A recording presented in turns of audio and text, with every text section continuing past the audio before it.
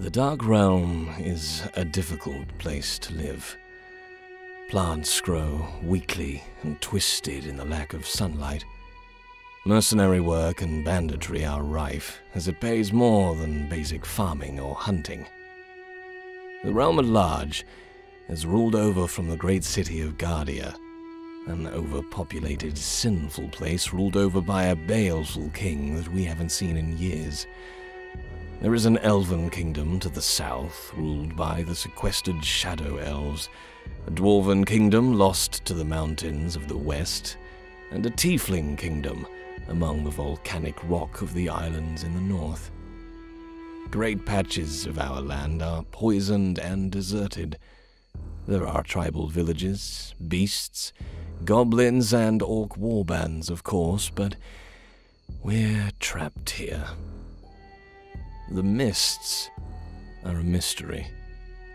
Most who enter them never return. Those that do are changed in such a way that they are unrecognizable or utterly insane. Nothing comes out of the mist, but it surrounds us, calls out, poisons, frightens. Couple that with the almost endless darkness, and the Dark Realm is a very difficult place to live.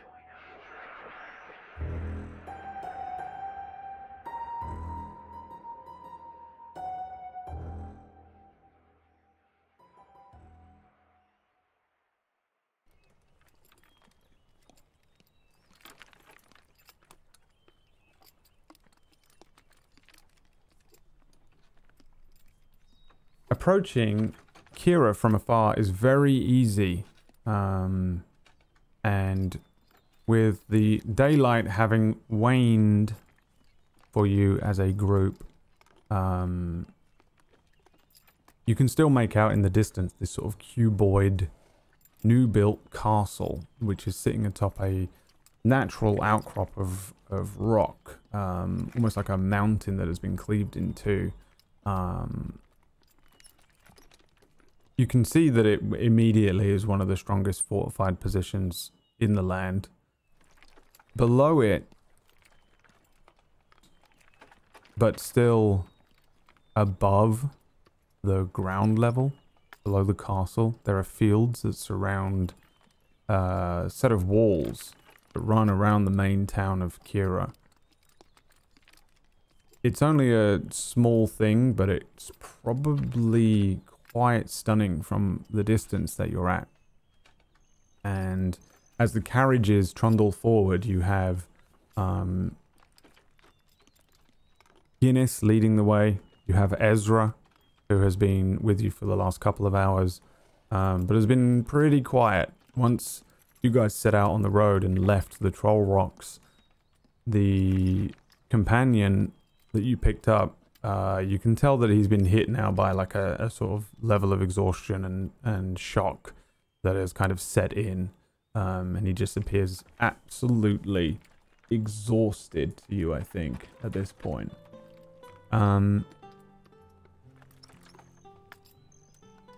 After a few hours of traveling, following this kind of dirt path, eventually it turns into a more maintained road with stones that mark out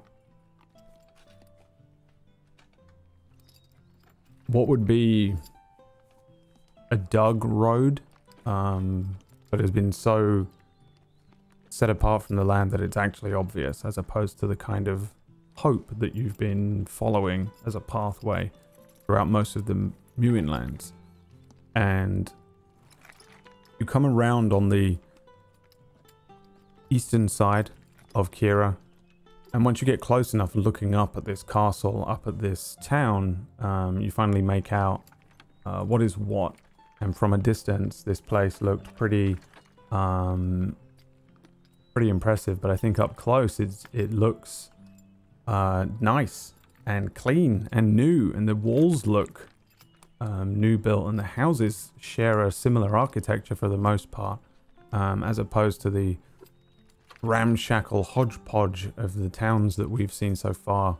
in this campaign, and also in general. Quiera was only built 200 years ago. That being said, there is only one entrance. There is a grand stairway and a tower that allow you up onto the rocky plateau and into the town true. Around the south side, there is a small village that has cropped up. Farmhouses for the most part, a few small farms, gardens for local produce, and the carriages with Guinness in front leading, and then Fire with the second carriage. You move through these small farmlands, past some of these houses, and up towards that central runway. There are a few people that kind of glance up at you, but compared to when you entered into Jairus and where you entered into Cole, not as many people are that interested in you. This is a trading town. It was just simply a military castle that was built a couple of hundred years ago, but so many traders have stopped here, and people just began to plant houses down, and the town was built. And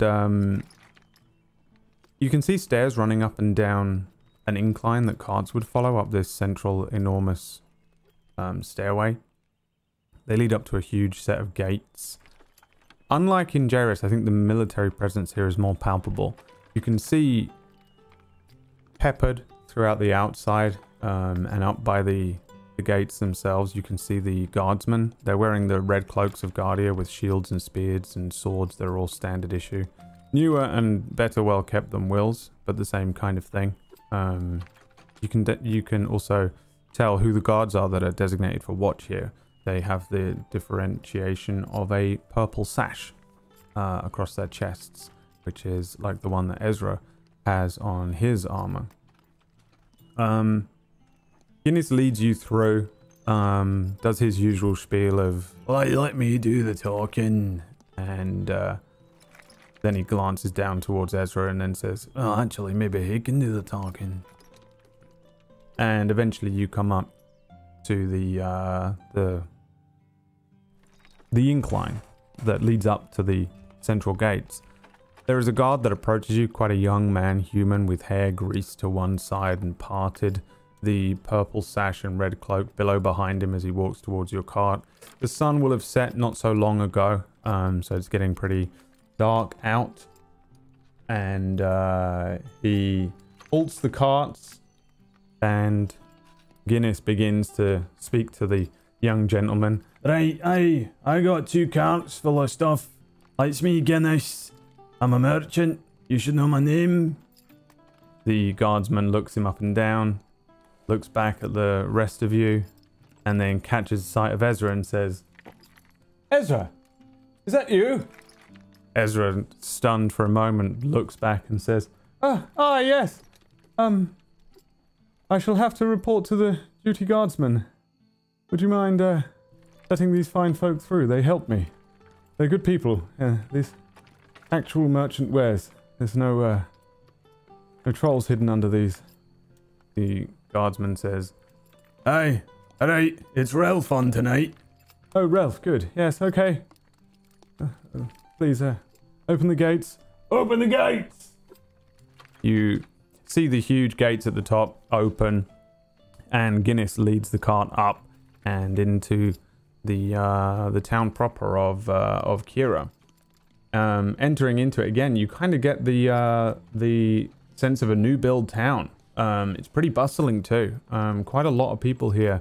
Lots of stalls and an immediate marketplace as you pass through the central gates. Up on the plateau, there's a bit more of a breeze, but there are also these huge sets of walls that run around the town itself. There's a second set of walls that you can see up ahead that lead up into the castle. And I think, Will, you've been here before, I would imagine.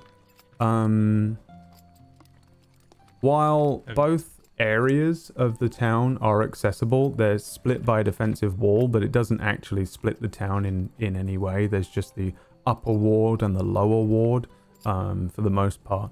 it just is all parts of the town. It's a military outpost first and foremost, and then a town. But yeah, you guys are, your carts trundle into a marketplace past a couple of taverns immediately, and into a sort of small opening, a square of sorts with a few trees planted and people sitting around on benches. It is a far cry from Jairus, and it is completely indistinguishable from Kull. There appears to be people that are just relaxed, and there are kids just playing in the streets, and people just seem to be having fun. For the most part, you get the sense that the biggest difference between Kull and here is that everybody in Kull is a farmer of a sort. In Jairus, there was a mix and match. Here, you get the sense that a lot of people here are military, off-duty military, traders, or townsfolk of some kind, but not really. You don't get the sense of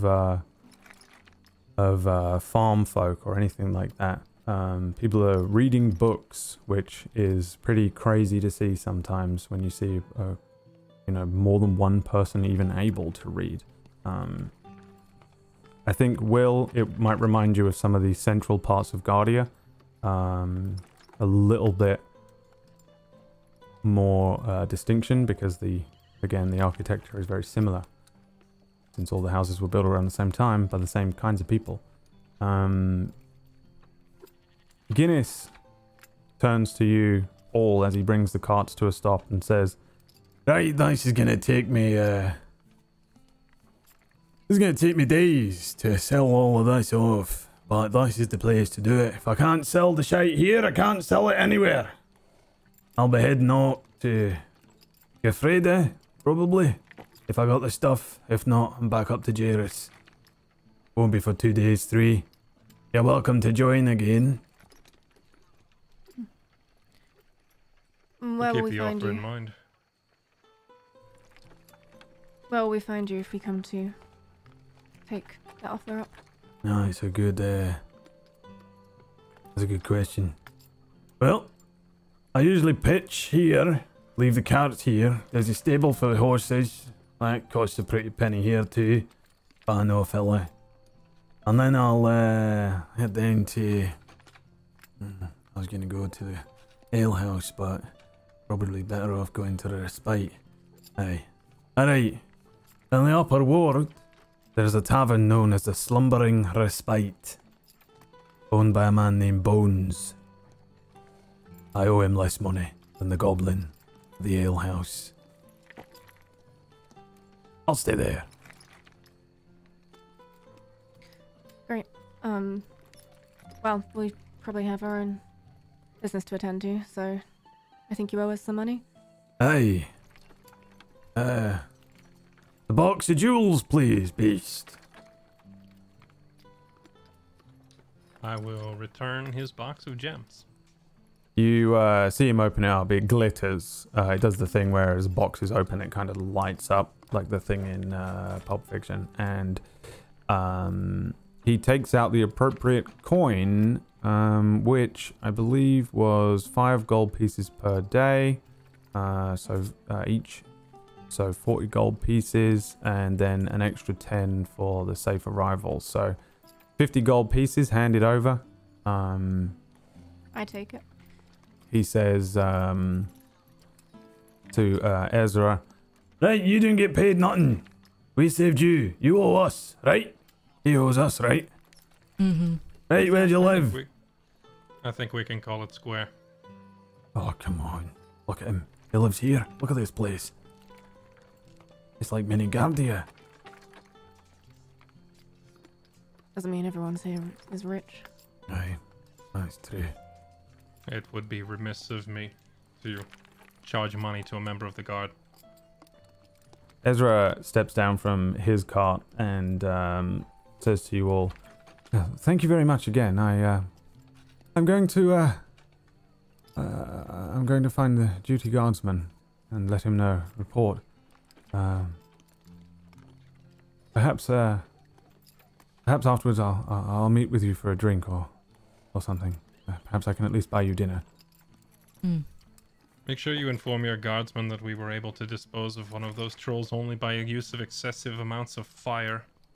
I don't think any amount of arrows is going to get them to stay down. Yes. If you go out there, make sure you're coordinated, bring a battle mage, or you'll just end up an even larger meal for that thing. Well, I suspect they'll put a bounty on that 3-headed one. It's not wise. Just going to encourage fools to their death. That thing's going to require a coordinated expedition. A well-trained squad, or you're never going to kill it. Right. Yes, well, above my station. Thank you again. Right. Food See you around. tonight? The slumbering respite? The respite. Yes, very well. See you there. Give me a few hours at least. Perhaps, Thanks again for the shiny new ring. yes. You're welcome. Be careful with it, though. It's a magical ring, he says to the rest of you. Still a man. Fully grown. knows. Fully grown man. Alrighty then, well, So- ta-ta for now. And he heads Yep. off. Fire. Mm-hmm. Roll me a dexterity saving throw. Actually, no thanks. No thanks.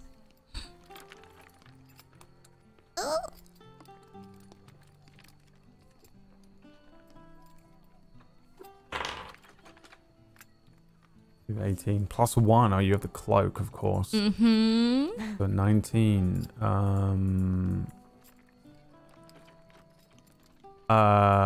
So it gets you, but you notice it in the back of your thigh. There is a pinch.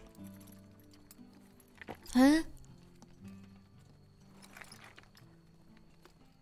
What is it? I reach for it. There's a dart in the back of your thigh. Ah.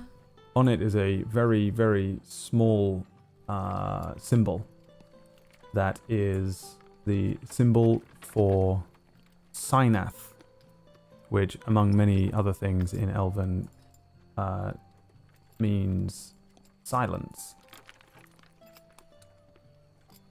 Oh.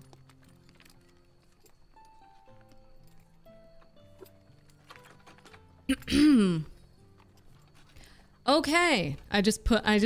When I grab it, I just slide it into my little, I want to keep it in my sleeve and just try to make it not a thing. Not noticeable. I think you can probably do that for free at this point. Roll me a Constitution save.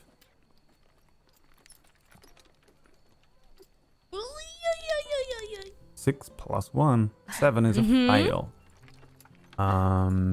The mark where the thing hit you, if you were to maybe lift your trouser up or something and look, there is a like a black mark around the edge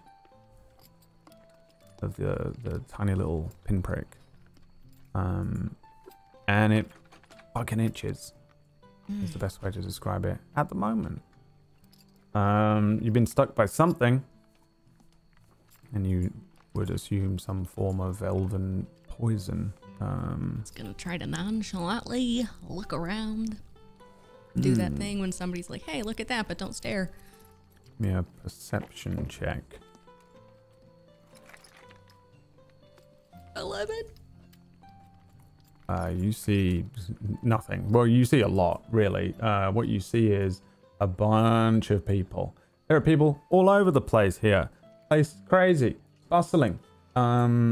This is a very, very busy town.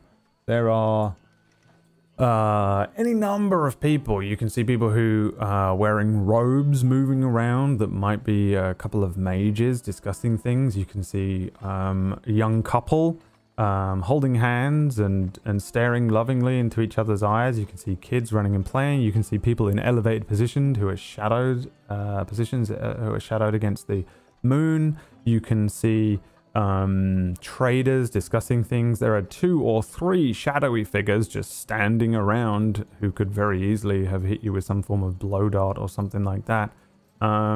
Of all of them, none of them appear to be shadow elf or drow. But a couple of people around here are elven. There are dwarves, there are halflings, there are lots of humans. You get the sense there's more humans than anything here, which somewhat tracks a little bit with Guardia. Guardia is more of a human capital. There are a couple of tieflings here, but no gnomes, no shadow elves that you can see here. In this kind of central area where there's a few things going on. There's it's like a blacksmith over there. There's a marketplace. You can see like an actual squad of military people kind of marching towards that gate. You get the sense that this is a busy central area in Quiera. Okay. You don't see anyone with any sort of smoking gun though. Just gonna kind of shift my weight back and forth from leg to leg and see if it's painful. Or if I feel a poison spreading inside of me that will surely take me out at any moment. Almost definitely something like that is happening, but there is no real pain, but your leg is itching a lot. I think Fix, can I talk to you? Sure. Just real quick. Okay. Just over here. Turn and give Will a look and then walk with fire. I think Murlin also just kind of gives Will a look, raising his eyebrow like, what's going on? Why are you walking like that? It's nothing serious. I think I'm having an allergic reaction. To what? To a poisonous dart that I just pulled out of the back of my thigh. You just Somebody got hit hit me by with a poisonous dart. In Quiera. Somebody hit me with a poison dart just now. I'm trying not to. Did you see it? Well, there's a lot of people. Have you got the dart? Yeah, it's right here. Alright, okay. Does it just look like a regular dart? Yeah, it looks like one of those sort of classic looking tribal darts that you would find in a blowgun. A feather sticking out the back of it of a very, very dark purple, almost black, tied to a simple needle thin, almost like a toothpick, wooden toothpick style dart.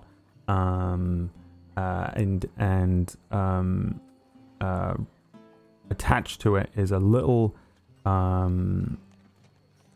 guess it would be a sort of a circle of vellum with silence, the symbol of silence. It's tiny.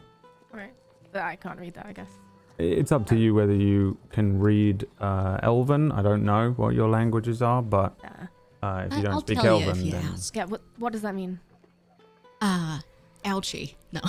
By the way, It everyone means- is allergic to poison, so that's not helpful. Yeah, well, it says silence, so I'm trying to keep my cool and not Now- be so obvious under the radar. Okay, let me take a look. What did it hit you? The leg? Oh, well. It's, Right. Okay, just show me your leg. Okay. Pretty close to the butt cheek. I don't care. I'll pull my pants down rather Like than kind up. of roughly pulling your pants down for you. What does it look like? You look okay. It is a tiny little, what would be a pinprick, but around it, what would normally be red and sore, is definitively black, like almost like necrosis has already set in. Okay, that looks bad. That looks really bad. That looks like you might be. Give me in a trouble. medicine check with disadvantage. And fire, give me an int check with advantage. Just a base. Let's see here. Advantage, you say, because I'm so smart. Oh, Alfie. All right. Well, I'm in you pain. are probably smart in a way, but maybe you didn't take notes in history class as a kid. Yeah. Kinda didn't have to. I was special. Synath means a few different things. the symbol, as it's used commonly, is silence. But there are so many different ways that you can write Elven. There's Sunscript, there's Sylvan, which is very similar. There's archaic ways of writing things. There's the old text. There is the spoken Elvish. There are high elf runes. There are specific runes that are for shadow elves and wood elves, and it is a whole. It could mean any. It could mean a different couple of things. Its most common usage that you would know it to mean is silence. On a 5 medicine check fix, you have no idea what this is. Great. It looks like what it literally looks like to you. Okay, do you feel okay? Are you? I like put my hand on her forehead. Are you feeling? Is your temperature okay? Do you feel shaky? Are you feeling nauseous? Are you weak? Are you shaking? I feel very itchy. Itchy. Around, right. Okay. But Can you pull my pants up? Right. Sorry. Yeah. Thanks. I mean, I have I've got an elixir of health that we picked up somewhere. That maybe you should drink that, just in case. I don't know what it is, but it looks awful. Do you think? Well, here's the thing. It says silence. Do you think they mean like Is that what hey, it's going to do, or is that what they're telling you to do? Yeah, I don't know. But who is the way they? I interpreted it was maybe like, hey, don't react to this. I don't know. I'm not sure. Well, I would rather interpret it as them trying to silence you, in which case you should probably drink this before something bad happens. I thrust the elixir of health. Yeah. Okay. I'm gonna turn my back to Murlin and Will so that they don't see this. I just turn around and smile at them. I think Murlin just gives them a wave. Yeah. So that means we saw the whole dispensing part. Probably. Yeah, you probably Show saw that part, but hide the potion. Well, let me think. But you probably saw me crouching down, like doing That something, is and I was Yeah. covering your view. nowhere near as embarrassing as showing weakness for fire, I feel like. Yeah, no. You can see my Yeah, ass, yeah. but you're Can't not see me seeing cry. Yeah. No yeah. way. So the Elixir of Health, what does that do again? Cures any disease afflicting you, removes blinded, deafened, paralyzed, and poisoned. Ooh. Cures any disease afflicting you, and okay. The itching goes away. Yeah. Does it help? I'm not itching anymore. Okay, that's probably good. Maybe I should take another look at it. Yeah. Sure. More gently. Try and take a look now. Yeah, I think over the course of like 30 seconds, you witness that blackness turn to just a sort of standard-looking red soreness. The wound itself, which is literally just a pinprick, it's not even worth 1 HP, is still there though, as if you've maybe just had your COVID jab or something. I mean, it looks less disturbing now, so that's probably good, right? Yeah.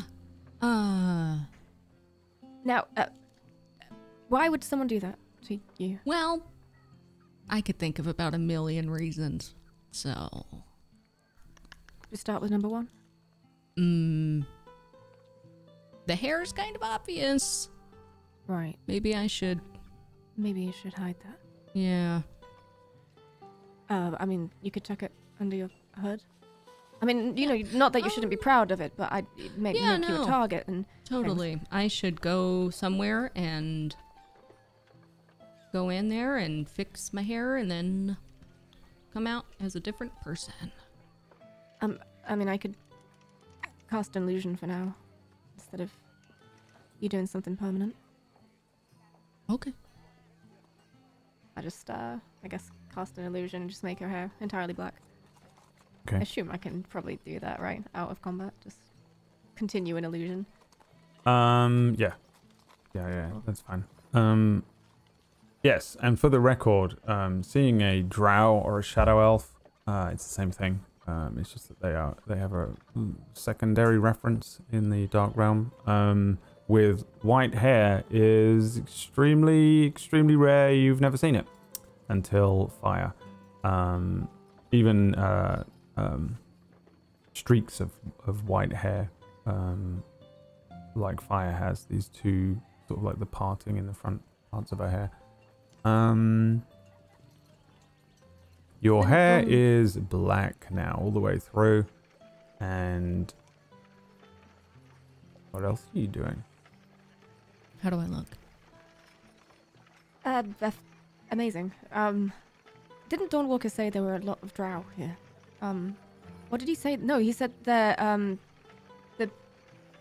he said something specific about them. A specific sect of the drow here? I can't remember. Maybe Will remembers. We should tell Will. Probably. Well, but here's the thing: is should we? Because Murlin kind of has enough going on with the whole.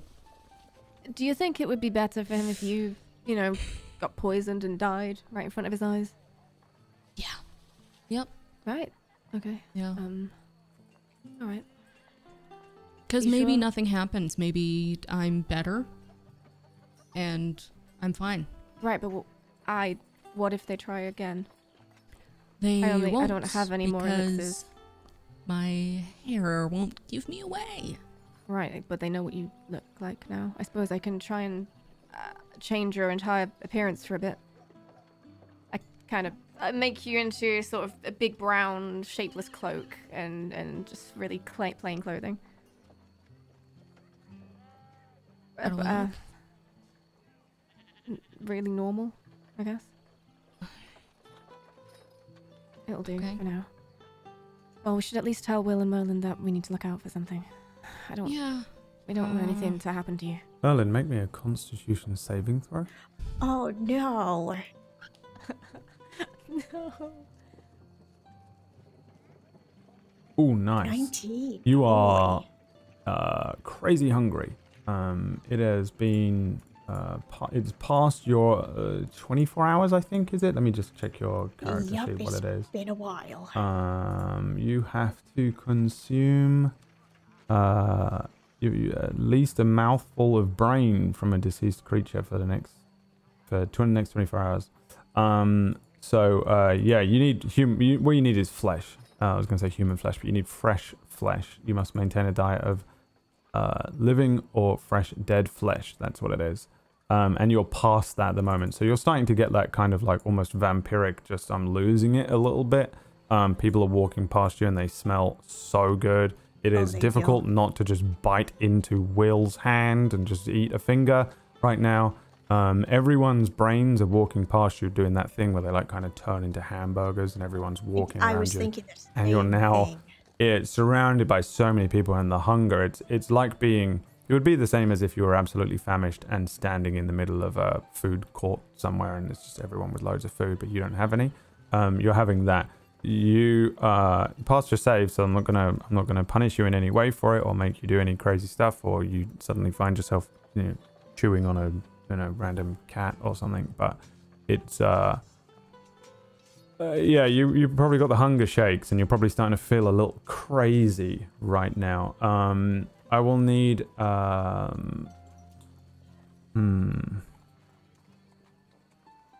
me think about what this would be. A wisdom save, I think, will do. Right, meow? Oh no. And while these two are off kind of having these discussions, Will, give me an insight check.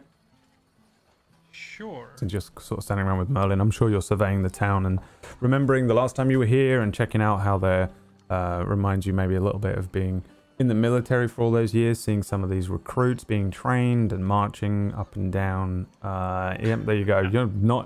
You glance at Murlin, he looks fine, and you carry on looking maybe at store window or something. They've got some like nice things. And yeah, I mean, you're probably all a little tired after the journey. You've been traveling all day, and including the troll escapades of the last 2 weeks of the campaign, which happened like 3 hours ago for you. So yeah, I don't think you're aware of of Murlin. Now, Murlin, you have a choice. The time has slowed down, and something is happening to Murlin right now. First, yeah, Murlin, you feel crazy. Okay, however you want to interpret that, you are having. I am hangy. I'm getting really hangy. It's beyond that, I think. As give me a perception check.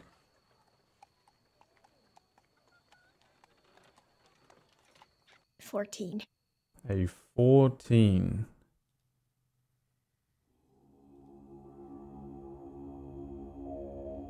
Your vision dolly zooms for a moment here. Will is standing next to you, shifting uncomfortably in his large armor, maybe glances down at you and looks around at some of the other things. You watch his gaze follow a group of men marching. As this group of men pass a market stall, you can see there's quite a lot of people crowded in the area. Dead center of that market stall, staring back at you through from underneath a cloak, is somebody that you recognize. And I think this is what causes your very strong reaction, as amongst these people, this cloaked figure is staring directly at you. Most of her features are covered under this cloak, but you'd recognize the clean hair, you recognize those eyes, and you recognize her complexion. It's Fiona. She hasn't aged a day compared to you, and her eyes blink at you, and then she quietly mouths a single word to you. I will write to you the word on in a DM. And at this very same time,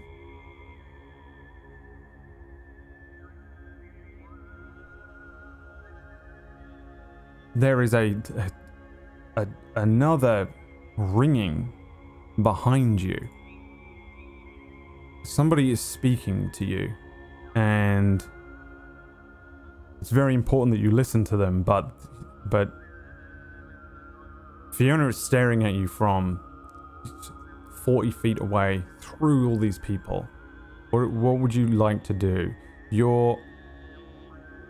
The hunger, this strange sense of something, and I'm being purposefully vague, something comes over you, and you may concentrate on one thing, her or this very important message from someone else. Oh. Well, as much as Murlin's heart would tell him to go for her, I think he would absolutely feel necessary to take this message. Yeah. You snap back for a moment to reality, and you realize that you're hearing the words of Orius in your head. He's sending you one of those messages at this very moment. You come back to this halfway through what he's saying to you as you're concentrating on something. This message spell that he's casting, the long distance enhanced version, using the void magic to enhance his magic to enhance this message spell. You can do the same thing back, or if you want, you can enhance almost all of your spells with the void. You get that sense this is what's happening again. You come back to yours point. In 5 days, I will await you there for only a few days at most. Do not make me come looking for you. The message ends there, and the kind of sounds of the town come back to you. The shuffling of Will returns, and you can see the Fix and Fire heading back over towards the group at the same time. As you glance over quickly to the area where you saw Fiona, you can see a smaller crowd passing in front of the area where she was again, but she's gone. I think then Murlin would kind of just shake his head and immediately draws attention to everyone else. I just received a message from Orius. Oh? What did he say? Hold on. One thing at a time here. What's wrong? Yeah, Who are you looking at? Fire and Vix? What's wrong? It's probably stupid, but I just want a change of... I just want to look different. Maybe a haircut, hairstyle, change, clothes, something. Right, we thought maybe it'd be best if she fit in a bit more. You know, with the locals. and that's perfectly all right. Mhm. I'm Yeah. glad you're okay, Fire. Just trying out some temporary looks, aren't we? Mm-hmm. This look is called normal person Mm-hmm. look. It doesn't suit you. I'm gonna be honest. Yeah, I don't think so. Murlin, what is happening? Well, I just received a message from Orius. He will wait for us at Som's Point for a few days. And he Som's Point. Why? greatly expressed he will not wait any longer. He does not want to go looking for us, so I think it would be best we meet with him. How All the many way back at days? Som's Point. 5 days. Did he mention why? What he wants to do? Why? No, Oh. he didn't mention. Right. Probably wants a full debriefing of exactly what we encountered in the mist and any clues that we found whilst we were up there. Right. We Can't you never do really that? did report back to him. Over brain talk. I don't know why we have to meet him. Oh, how else is he to speak with the rest of you? It's been going well so far with you relaying messages. Not really. What if I, misunderstand something? Right. That could be dangerous. You can brain talk him back and say, hey, I misunderstood He something. doesn't like it when I talk back. He usually just straight up just hangs up on me, if that was a term. Right. So, Som's Point in 5 days. Yes. Perhaps. If we move quickly, maybe we could get out to that tower out at sea within 5 days. Although we'd have to hurry our business here up to do that. That we would. Can I do an insight check on Murlin to like... Do I trust that Merlin's definitely gonna heard everything correctly? Or would I maybe be a bit suspicious? Do Like, you trust that Murlin would have heard everything? Well, it's mostly, does he look kind of a bit... Does he look normal, or does he look kind of frantic and a bit, hungry and stuff at the moment? yeah, will you you be two can careless? give me insight checks on Murlin. I feel like I get advantage because it's Murlin. I feel like the thing is, you've only known Murlin 2 weeks longer than everyone else, so no. Yeah, okay. I know you're obsessed Oh, with him. wow. My butt, it's a whole thing. Fire. Mm-hmm. Merlin, I don't know why you fail this so miserably. And I don't Well, know. was very close to my butt, and so I'm kind of... I think that your fail here isn't that you can't tell that he is doing poorly. Or I think maybe you interpret this that he's doing even worse than you expected. Actually, to you guys, Merlin doesn't probably look great regardless of the insight. It's been a couple of days since it's been a fair few days since he died and was brought back, and he doesn't look amazing. He looks pale. His skin looks very, very dry in certain places.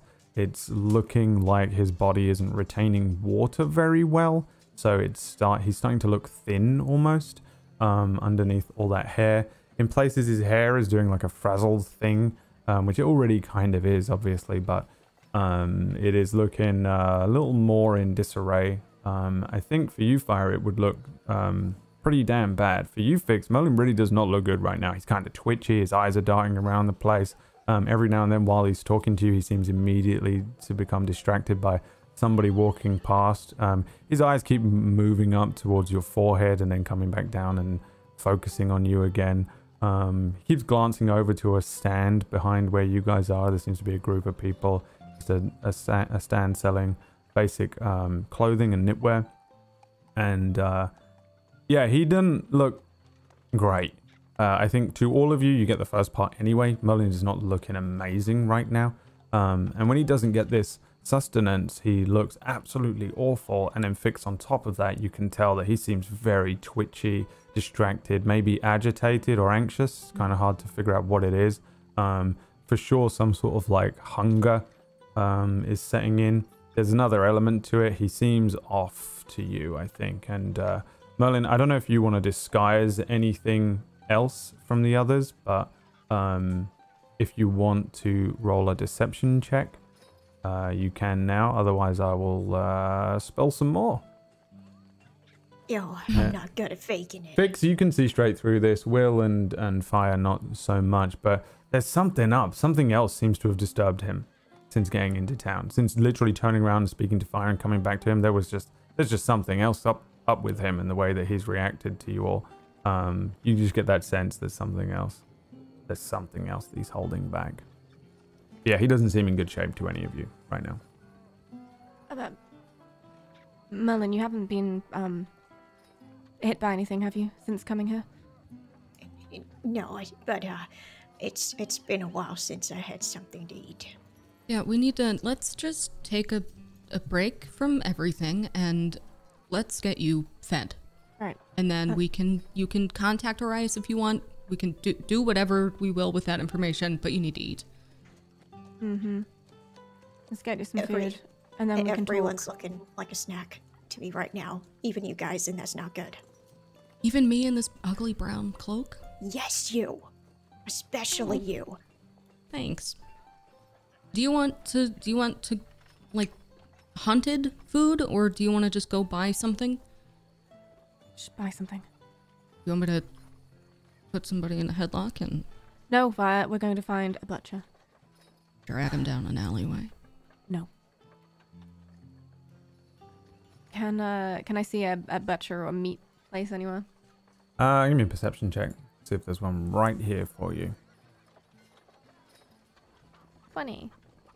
Oh yeah, this marketplace has quite a few different things and places. There is there are like 3 stalls that are stood next to each other that seem to be selling a vast array of different meats and hides and pelts and things as well. But yeah, there's fresh meat on there. Looks like probably fresh, killed today. Right. Stay with Murlin. I'm just gonna march straight over there. Try and get some brains. Yeah, there's a halfling who's finally cutting up some pieces of just a large slab of some form of meat, and as you approach, he says, "Hello there." Hi. I am looking for brains. Any description, as fresh as you've got. Brains. Oh, yes. It's an acquired taste. Yes, it's very difficult. It's delicate. Very delicate to cook brains. Do you know how to cook? Yeah, I do. In fact, Oh. Are you from here in town? I don't recognize your face. No, I'm traveling through. Traveling cook? No, I just cook as a side hobby. Give me a deception check. 23. Yeah, he's put some of his things down. He moves over to the second stall and pulls out 2 kind of, I guess they would look like iron pots. He brings one up and says, "Yes, in here we've got a selection of varying meats. And, I believe this is, well, from the size of it, I'd say it's deer? grain. Great. How fresh? Today? Today. Great. Anything else? Have you got another one? 2. That one's a little larger. I'm not sure what that is. It might be pig. Great. Yeah, I'll take them both. Okay. There you go. Let's see. Well, that's not many people actually purchase the brain. We usually sell it as offal. So, well, I suppose Makes for good seasoning, you know. You're right. Yes. Well, let's call it a silver.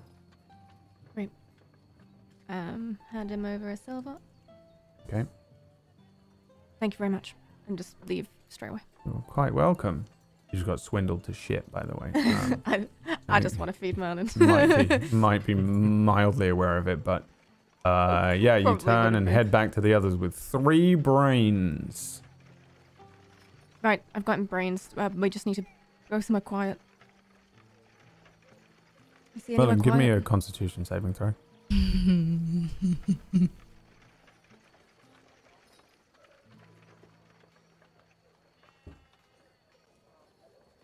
Yes, you. Wait. Oh boy. You are the only one here who needs to make Constitution saving throws around brains. No. Fitz, No. You give me a. You know what? One of them's gone. One of them's already gone, and he's like licking the brains off of his fingers. I mean, Did anybody notice that? I'm just looking around. I don't know what came over me. Okay. I think I know That's exactly fine. what came over you. Well, I've got 3 of them, so We can do a huddle. Do you got? Let's do a huddle and let's do a, you know, like a huddle. I'll hold my cloak out to the side, and kind of put it around Murlin. Yeah. Well, He takes another one of the brains Right. and just starts to eat. Couldn't wait till we move inside. They're gone. He's eating them all. okay. And That was quick. go. Good plan. I didn't even know I could eat that fast. You ever see when when you feed the dog, and it just goes and it's gone? Yeah, that's me. And that's what he did there, yeah. It was just pure animalistic. He was already kind of a dog, and that was crazy, probably what the 3 of you just witnessed there. Feel better? Oh, so much better. All right. Now, what happened? Don't lie to me, Murlin. I know you weren't just hungry. There's something shaking you. I mean, I could have sworn I saw a familiar face just over there by that stall. Ooh. Well, if I told you, I don't know if you guys would believe me, but I did have a special somebody once. Why wouldn't we believe? All right. Who? Because I'm incredibly handsome. Well, her name was Fiona. All right. A gnome like myself. A much greater wizard, though, a sorceress at that. I could have sworn I saw her, but I was receiving the message at the same time. I felt it was necessary to take it, and well, as soon as Orius said what he said, she was gone. Murlin, I hate to ask, but is she still alive? Oh yeah, no, she does this thing where she goes off and she comes back and she'll leave. She mostly leaves, but how does she really pull my heartstrings? Alan, give me a wisdom saving throw. 17. Let me see what spells you have. Hold on.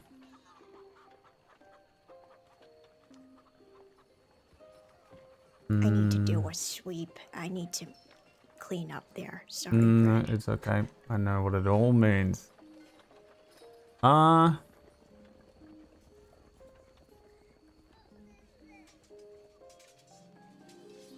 You know what happens? The staff of necrosis begins to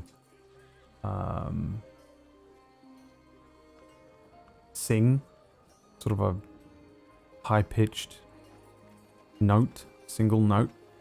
You can hear it. Nobody else can.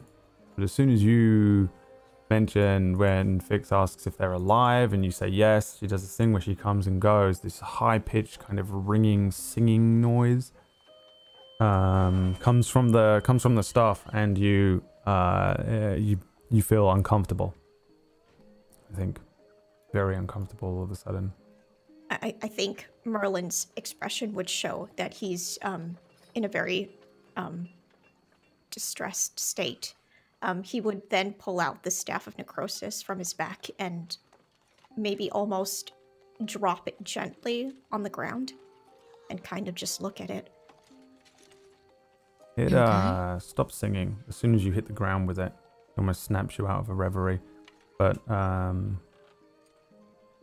yeah, I think you still feel uncomfortable. Sorry. I don't know what came over me, but it was like the staff was... It was as if it was emitting, like, some sort of sound. Almost like a song. But not the most pleasant to the ears. Do you want someone else to carry it for now? I should have been carrying it this whole time, I'm sorry. No, it's Slipped my fine. mind. Murlin would then pick it back up. We just shouldn't have kind of that vial inspect. thing with us in the first place. No, I'm with you, Will. I shouldn't be holding on to this that much longer. I mean, it's just a few more days until we meet with Orius again. Right. Right, now, I trust you, Murlin. I really do. I trust you, but I don't know if maybe you heard. Is there a way we can check? It's just Sum's Point. It's just so far away, and we just came from there. And 5 days? Is that even long?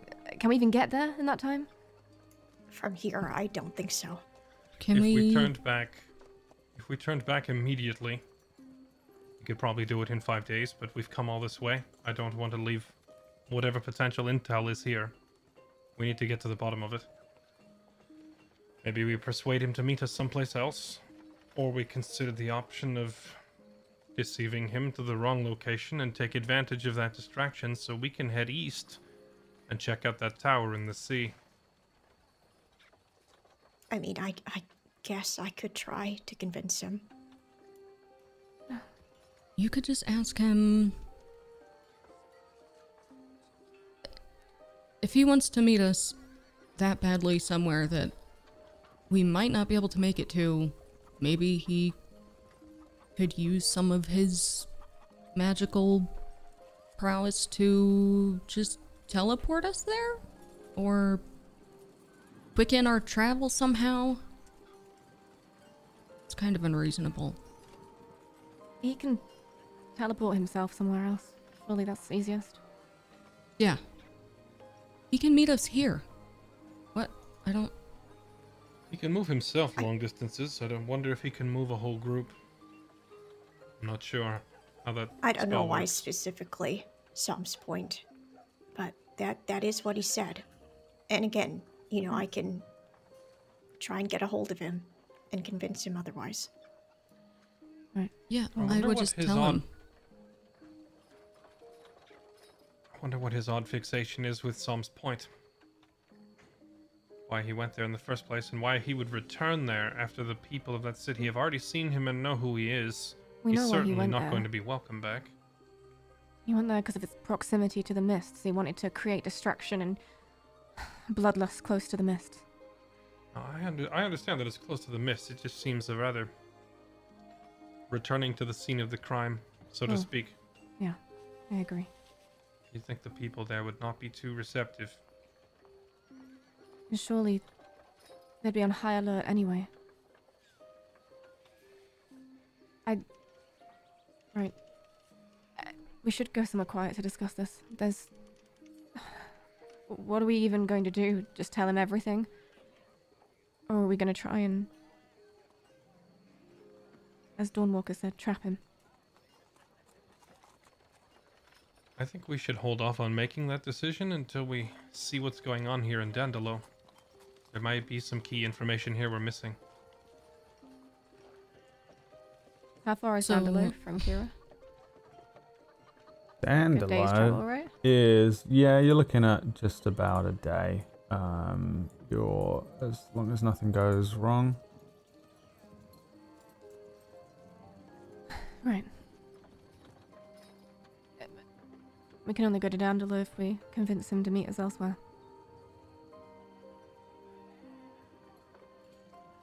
Does he know where we are? I mean, I would imagine he knows where we are. I'm sure he does. So then why would he not meet us halfway? Pick somewhere near us. Can't say I know the guy, so I don't know. Yeah. I don't know what he's scheming. The power play, right? We have to go to him. Don't forget that he has an army of hired help on a ship. Perhaps they're still out at sea somewhere where the law can't find them so easily. And he may want to stay close to the water. Right. Perhaps he can only teleport certain distances and can only get to a port or something. I'd also imagine that maybe he could bring an extra person or 2 or 3 with him. But moving all 30, 40, 50, however many men he has left, he probably can't bring them all. So he has to stay somewhat close? I don't know. Hard to say what's going through his head. But I still think we head to Dandalo either way. Exactly what we tell him, who knows? Maybe we figure out what kind of story to feed him after we've seen what's going on here. If we can find anything of note in Dandalo.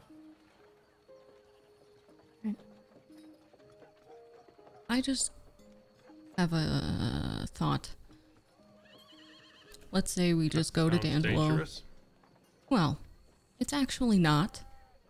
So I'll take the apology after I'm done. Do tell. If we go to Dandalo, let's say we take our time here. We shop. I get a disguise. Or change my look. We go to Dandalo. We're looking for intel. We don't have enough time to make it to Sam's Point when he wants to meet us there. Let's say he gets angry, warps to Dandalo, blows up the town. That's on us. So maybe we contact him now, get that dealt with, so we don't have to worry about that. I think it's more likely he'd just resort to more extreme methods to continue his research. I'm not entirely convinced he would be able to simply burn down Dandalo either. It took a coordinated effort when he attacked Sam's Point, and even then, he was only partially successful, lost a huge chunk of his forces and their leader, and they were forced to retreat in the end. Yeah, I just don't want to...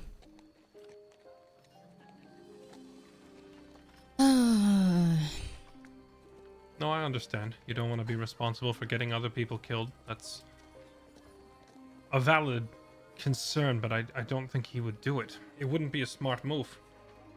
Just strictly strategically speaking, if he came to Dandalo, there's no quick place for him to retreat to. It's not on the water. He'd have to flee into the wilderness, the desert, which would put him either heading towards Guardia, to the west, where he's a wanted man, heading south into a poisonous desert, or north to lost in the forest? I don't know. There'd be nowhere for him to easily flee to from Dandalo if he were to come here and pick a fight with an entire city. Let's just find a place to... I guess we can go eat? Go to the dinner plan place, and then... Right. We should maybe speak to the guards here.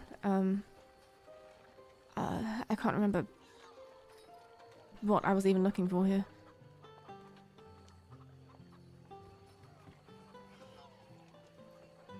Can anyone contact Orius if they hold the staff, or does it have to be Murlin? Are you asking me? I'm asking everyone. I don't think we've ever tried.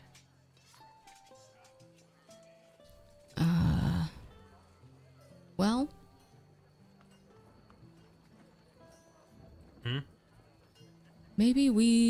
I would just like to send Orius a quick message.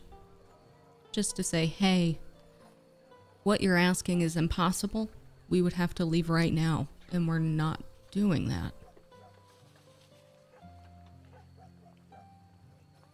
And that's if nothing happened on the road. Right. I probably should have said something when he mentioned that, but, you know, he doesn't seem like the type, well, if you say otherwise, Yeah, no, yeah. you're fine. Yeah.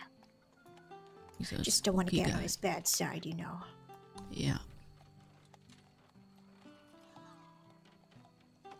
Do you want to try, Fire? Me? What's your idea? I don't think you... Well, if you want me to, I will. Don't turn it on me. You suggested it. I can try. I'd like to go somewhere not... Just give me the blasted thing. Oh, this... Oh, the charmer. okay. Murlin hands, Will the staff. Okay. I'm, had all of about 2 weeks of practice figuring out how this magic stuff works, Murlin. How should I do this? Well, it's almost like this is going to be very hard to explain. How does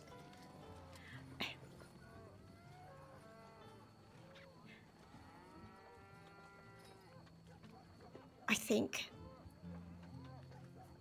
just try to focus on him and only him.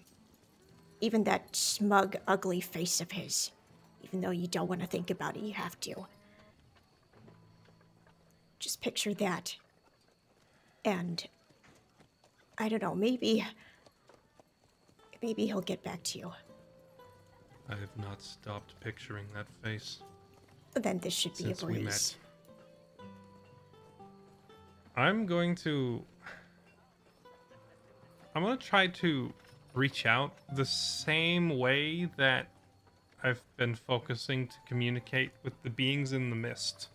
Like just kind of channeling that same sensation through the staff, except instead of trying to reach the mist, I'm gonna, take a right at Albuquerque and try to get a hold of Orius instead. And see if this works. Okay. For you, this is simply a wisdom save.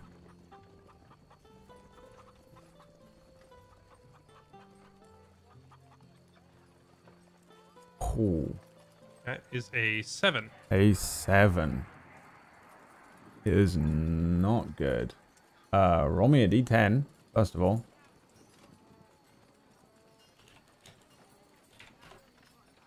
That is 10 sanity damage that you Every time. take. You grab the staff, no response, nothing crazy happens. Merlin explains to focus on Orius and you reach outwards, yeah. I was trying to ask earlier and I forgot. How much time has passed since the encounter with the troll? Did we sleep at some point since then? Are we off of a long rest, or did we just travel all night? It's been about 3 nightfall. hours. Okay. So we're still banged up, basically. That's all I wanted to know. Yes, you've had kind of had a short rest if you want, but I suppose technically you would have had a short rest. Those of you that get things on a short rest, but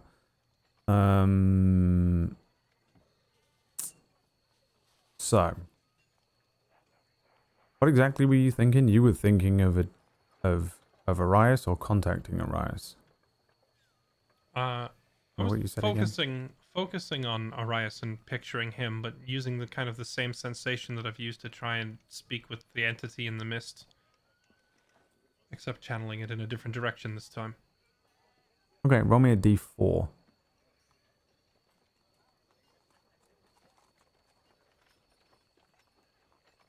A 1.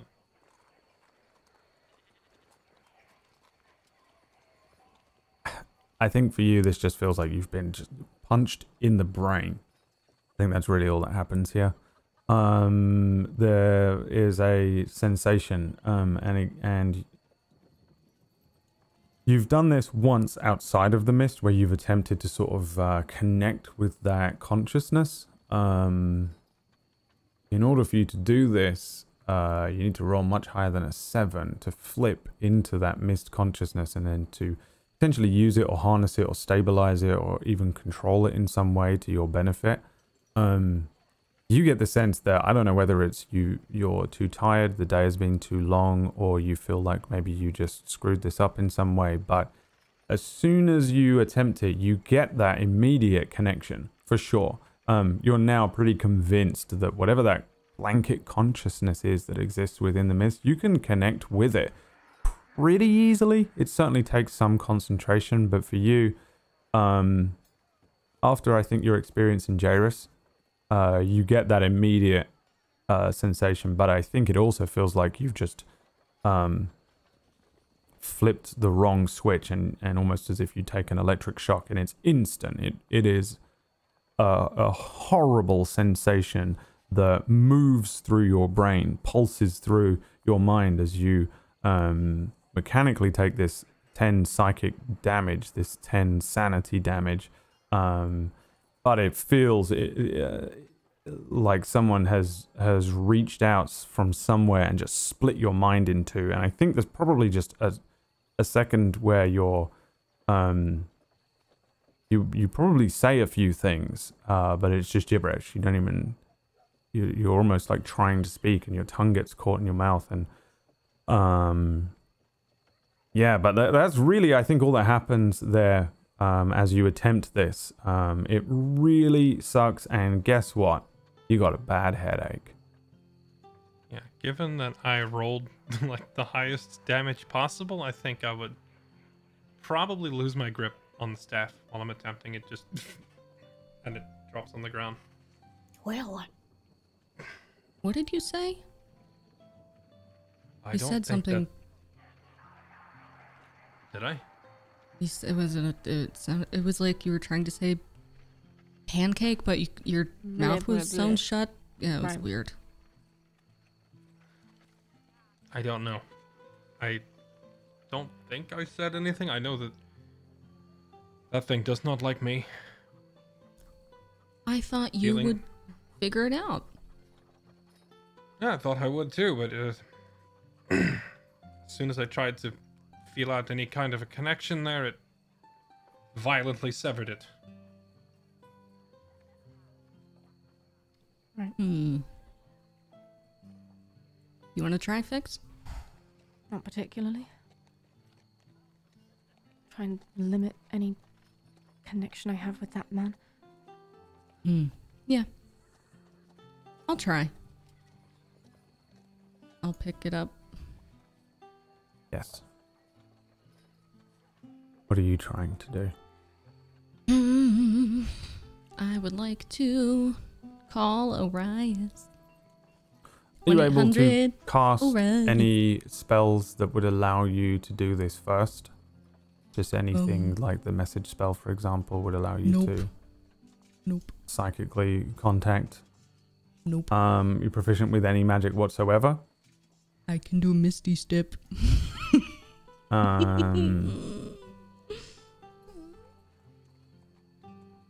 Then whatever you do is as ineffective as you can imagine it to be. You're standing there concentrating, or whether you're trying to do something or you're spinning it around. Absolutely nothing happens to you.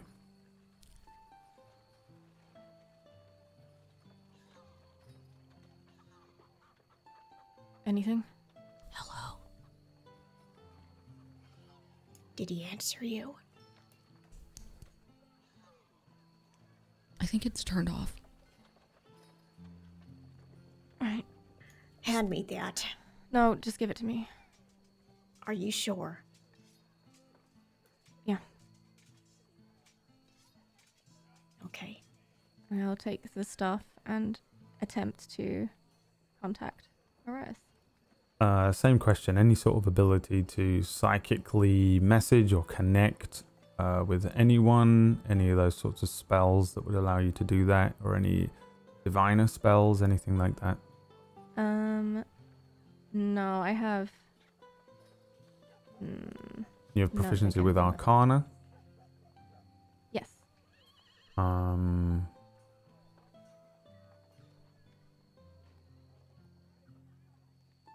You do have a connection to Orius.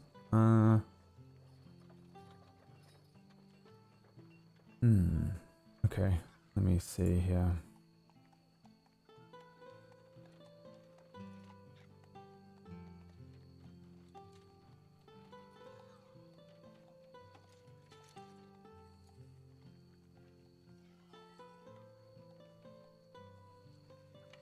Okay. Murlin, What are you using or doing specifically first with this, and how are you attempting to do this thing to message Orius? so I take the staff in both hands and I kind of try and do the same thing I would do when I use any magic, which is sort of imagine the effect happening and channeling through my body and out these tips of my fingers. And I imagine it going through the staff and connecting with Orius, not physically, but like imagining his voice responding to me.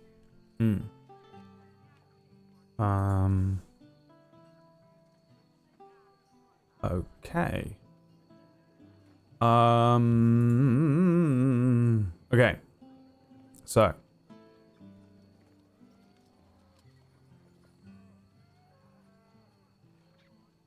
First of all, roll me a wisdom saving throw. Natural Ooh. 24. Nice. You know exactly what's happening. As soon as you do this, you begin this. You begin to connect, or you try to reach out, or you think about him, or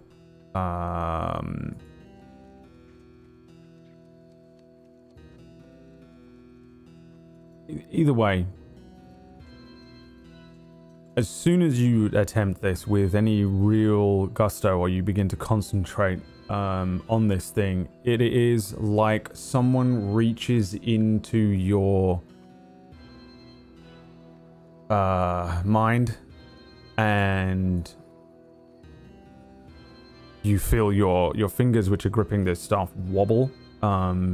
You feel your legs buckle a little bit, and for half a second, someone else is utterly and completely in control of your body.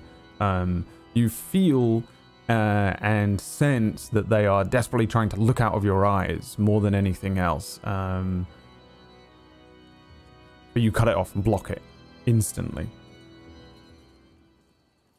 And snap back to this area. It is about half a second, but it is an extremely uncomfortable feeling, I would imagine. I should throw the staff straight away from me. What the fuck was that? There was like something was trying to see through me, through my eyes. Breathe. You're here. You're back with us now. Every time I touch that stuff. No more. I know I need to do it. Murlin takes the staff and immediately casts Enhanced Message. Yes. So the first thing you need to do for me is, let me see here. Sorry, hold on. I'm in your sheet here. Roll me a d4 plus 1.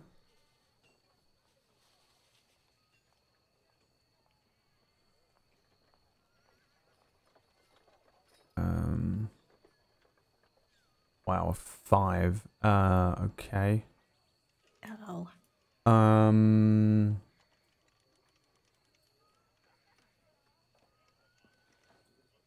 The spell is cast. You grab this thing and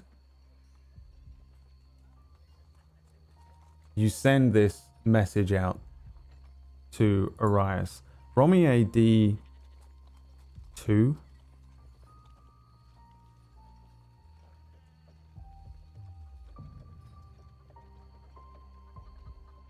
there is a strange reverb that I think hits you here when you make this kind of connection. First of all, you are enhancing a spell using the School of the Void, this magic that you have learned about and have begun to kind of understand to a degree. Roll me an Arcana check as you do that thing. You have to beat a 1, but let's see how well you beat it. Yeah, so you learn a couple of things simply by attempting this.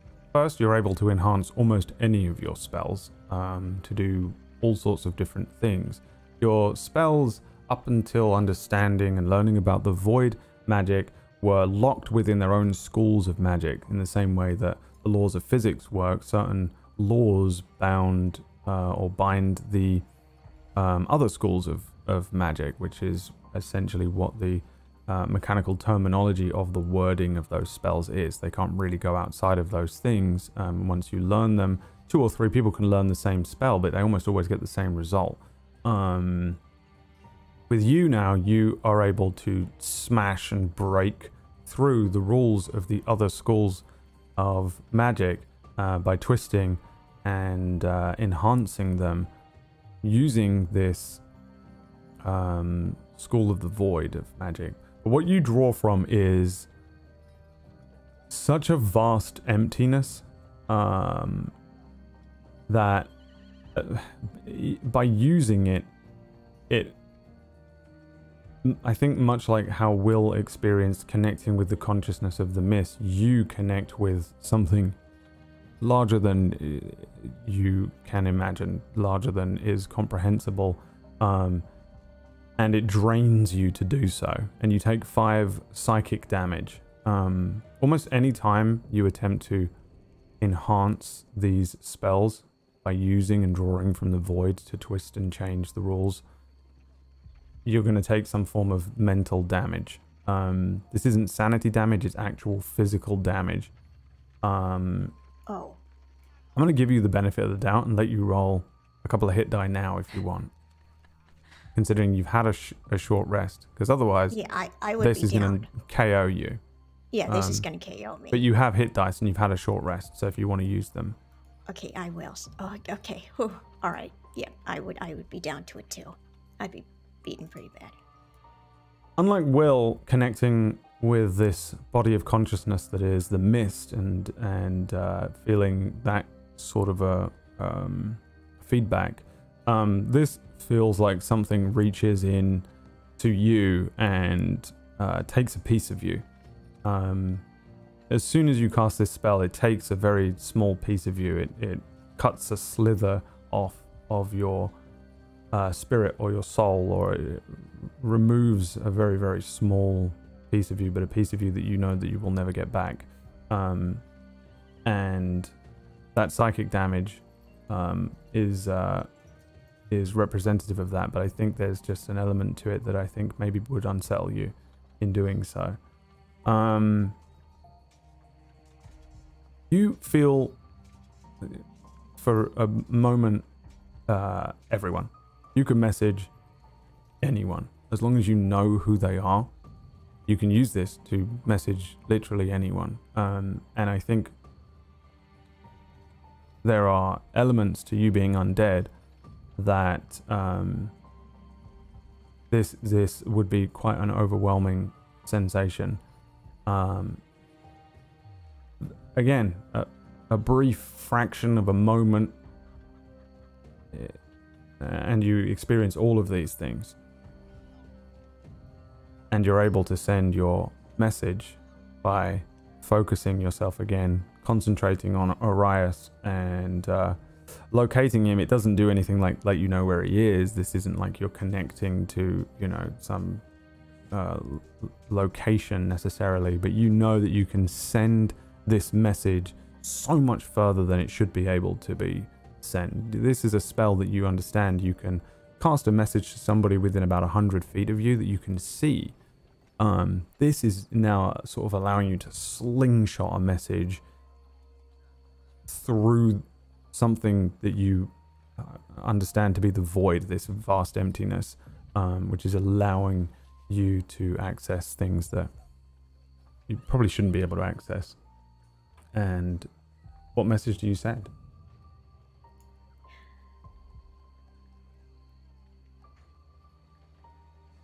I guess just to clarify, with Orius, I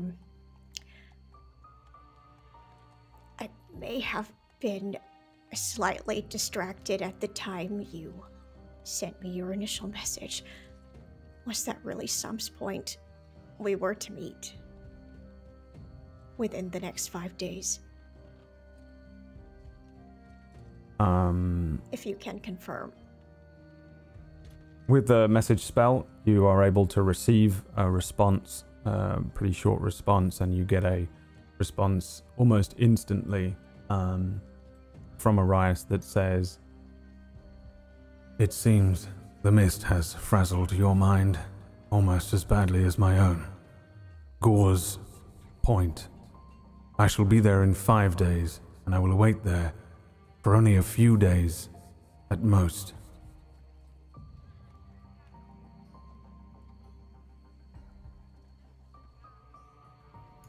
I think Murlin just has this face of like, oh.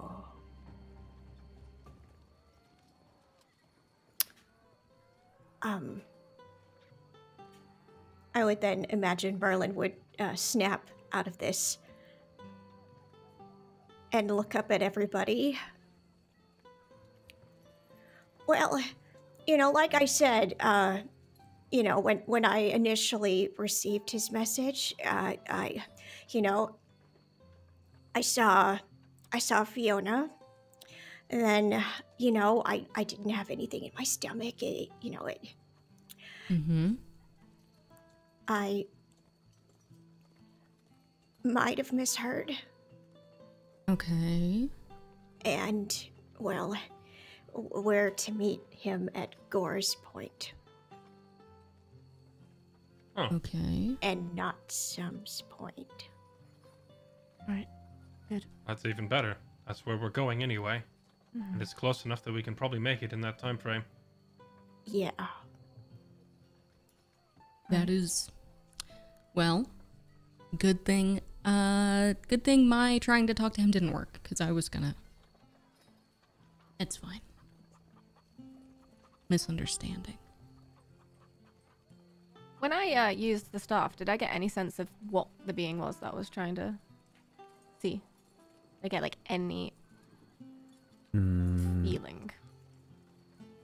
Give me an Arcana check with disadvantage if you would like. Oh, cool. That's fine. So that one. So no. Just absolutely no clue. No sense of recognition or resemblance to anything that I can think of. Just nothing. Something got in. I'm just distracted now. I'm just probably just shaken and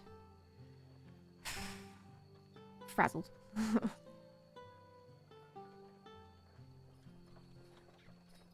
Right, can we do something, go somewhere, walk I would anywhere, like to buy please? a wig. Great. Just a wig. cheap wig. Right, let's go find a wig shop then. There's got to be one here somewhere, right? Maybe? I just start walking in zigzaggy patterns everywhere, quickly trying to find a wig shop, trying to move. Okay. And everyone's following along? Just kind of Yes. beginning to take a moment, take a breath, and wander around this relatively open square with all sorts of different shops and things and stuff. Let's see if they sell wigs here. I don't see why they wouldn't, but I guess just roll me a perception check, Fix. 7. There's no overt wig shop here that you can see. There are a couple of places that look like they sell different types of clothing. There is a a tailor, but popping your head in, quickly inquiring, doesn't seem like there are any wig specialists in town, but maybe one of the shopkeepers lets you know that they do sometimes sell wigs with the trading markets, people coming in and out, so it's not impossible that there would be someone with some forms of wigs and toupees and things in town, but it's not really, there's no wig shop, and your quick scoot around, it's quite hard to find any trader in this immediate area that seems to have any wigs. But again, the entire town is covered in marketplaces and stalls and various sellers and shops all over the place. I think you probably walk past an alleyway and there's one of those guys in a trench coat that's selling all sorts of stolen fenced goods and yeah. What are you buying? Any wigs in there? No wigs in there. Damn it. It's a bunch of poorly made looking things and trinkets. So on your immediate look here, you don't find anywhere that seems to sell any wigs right now. And I assume you're also kind of half keeping up this spell, just every now and then, just recasting the spell. And Yeah. it's a very Probably would simple have thing. flickered when I was using the staff as I dropped concentration for a bit, but Right. What about a hat? A hat? Would a hat work? A new cloak? Maybe I can just tuck it. Right, yeah. I mean, I can't see what you're doing anyway because it just looks like... I'll take it down for a second. Fine.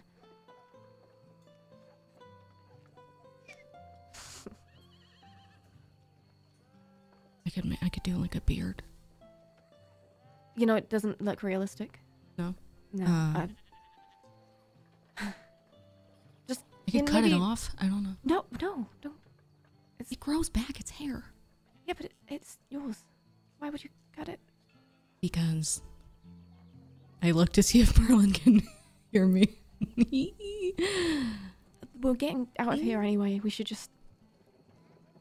We can just disguise you for now, and then we'll be leaving in a day. Okay. And I put the illusion back up. And I actually, just before I put the illusion back up, I kind of like make a pretend fire, walk around a corner quite obviously somewhere else, and then I make her Okay. normal. I'll roll a dice. Uh-oh. What else do you do? I'll make a pretend fire walk around the corner, and then I'll make fire look normal at the same time, just as that drops. She's looking like an average commoner. Okay. Peasant. And are you guys heading anywhere in particular? Or are you wandering around? What is your general plan here? Plan to stay here for the night? What time is it? You got here probably around 8 p.m. So it's probably around 9 p.m. now. This seems like one of those towns that doesn't sleep early though. Most people still seem to be active. There are people still selling wares, and there are people still buying things and trading. Seems to be a lot of trading going on in this town. Most of the places are open, but you can see there are a couple of taverns here. There's one that you that is in this literal square, which is called it's called Go-Go's Ale House. Oh. And it's packed. People are in there, and they've been in there a lot, but you can see there's more and more people heading in. Right, we drink for the night. Sleep, rest, maybe head to Dandelo tomorrow. And then straight to Agreed. Gore's Point.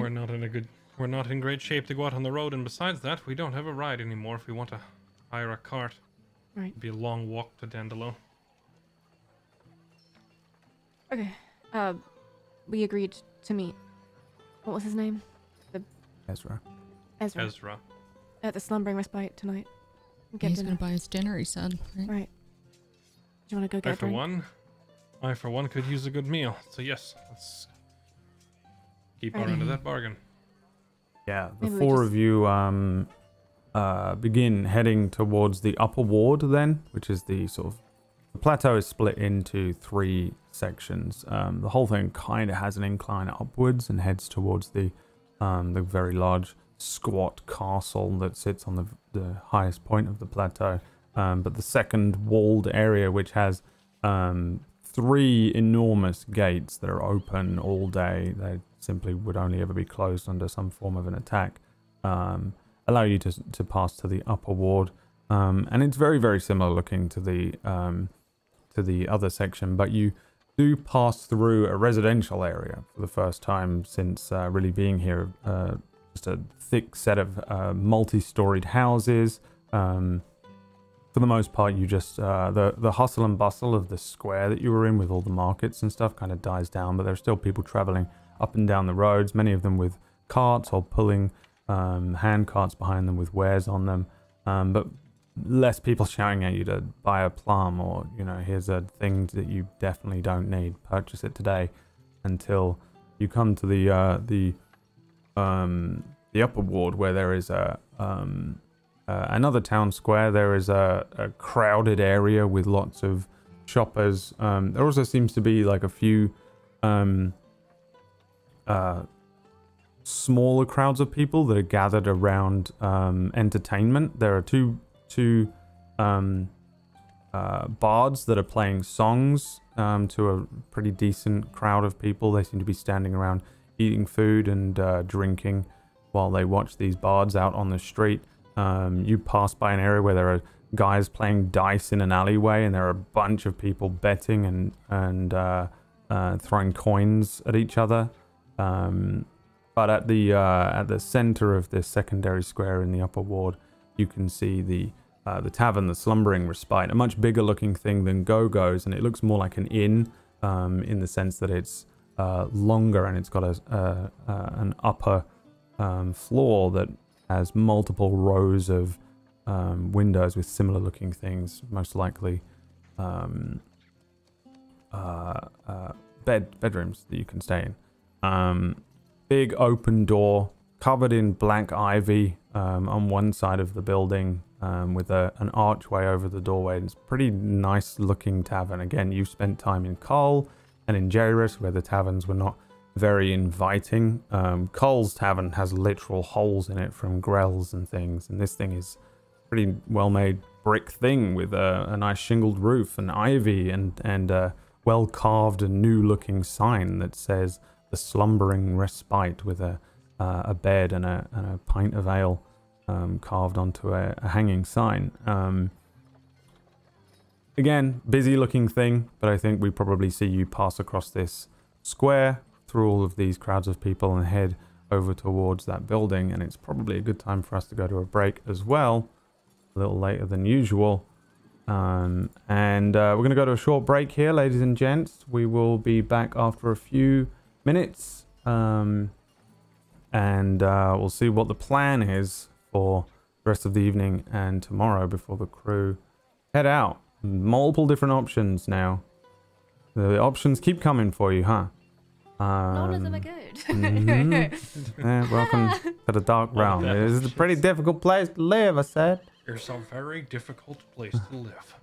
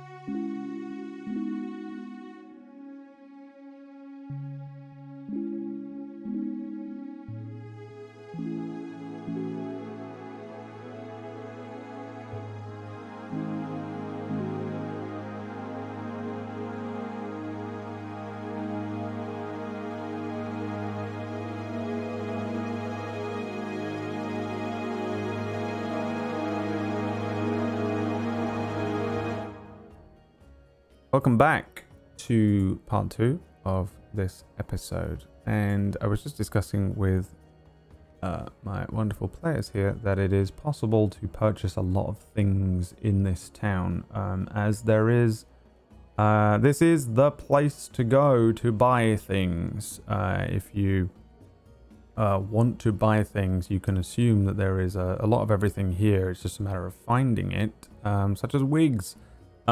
Things that you can buy in this town: alcohol, animals, books, maps, flowers, food, animal parts, furniture, high fashion, jewelry, gems, knickknacks, leatherworking things. There are mechanical contraptions. There's all sorts of armors, potions, poisons, herbs, lots of religious things, songs, spell tomes and scrolls for wizards. There are lots of thieving supplies, tools, and there are some legendary merchants here that sell things like enchantments and magical items, and those legendary merchants probably sell things at a price.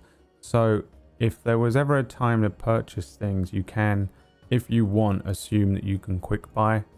It would probably be tomorrow morning, or maybe you pick them up on the way here to this tavern as you were looking around. But if there's anything that jumped out to you there, also don't forget you still have access almost every single town in your handouts in the Roll20.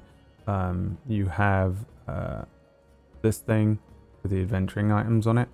Pretty much everything on there is available in the towns. Remember that some potions are cheaper. Potions are really the only thing that's cheaper in this setting. Everything else you can assume is about the same price.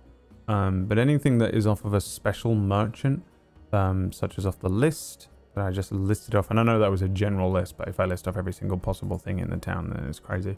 Let me know if there's anything you want to quick buy now and have had picked up on the way here. I'd like 5 healing potions, if we can. 5? Yep, I think 5 is perfectly doable. Yep. All right, cool. There are gold PCs, remember, in this setting, yeah. so 1 gold per. Wait, let me make a note of what I'm buying so I know how much to deduct later. Yep. 5 healing potions. Says 5 gold each. I'd like a flask of oil. Do it. Anybody else? Well, Murlin, do you need any herbs for potions? You know what? Can never have too many. Especially as I can craft greater potions of healing. Yeah, well, the greater potions of healing that you can craft, you have to find the wild mushrooms for. Let me see how much they are to buy outright. I mean, yeah, let's see if they have them here. And I'll point out to Fire that they have costume clothing as well. There's a jester's outfit. You're in the upper ward now, actually. Give me another perception check if you can find somewhere that sells wigs or hats.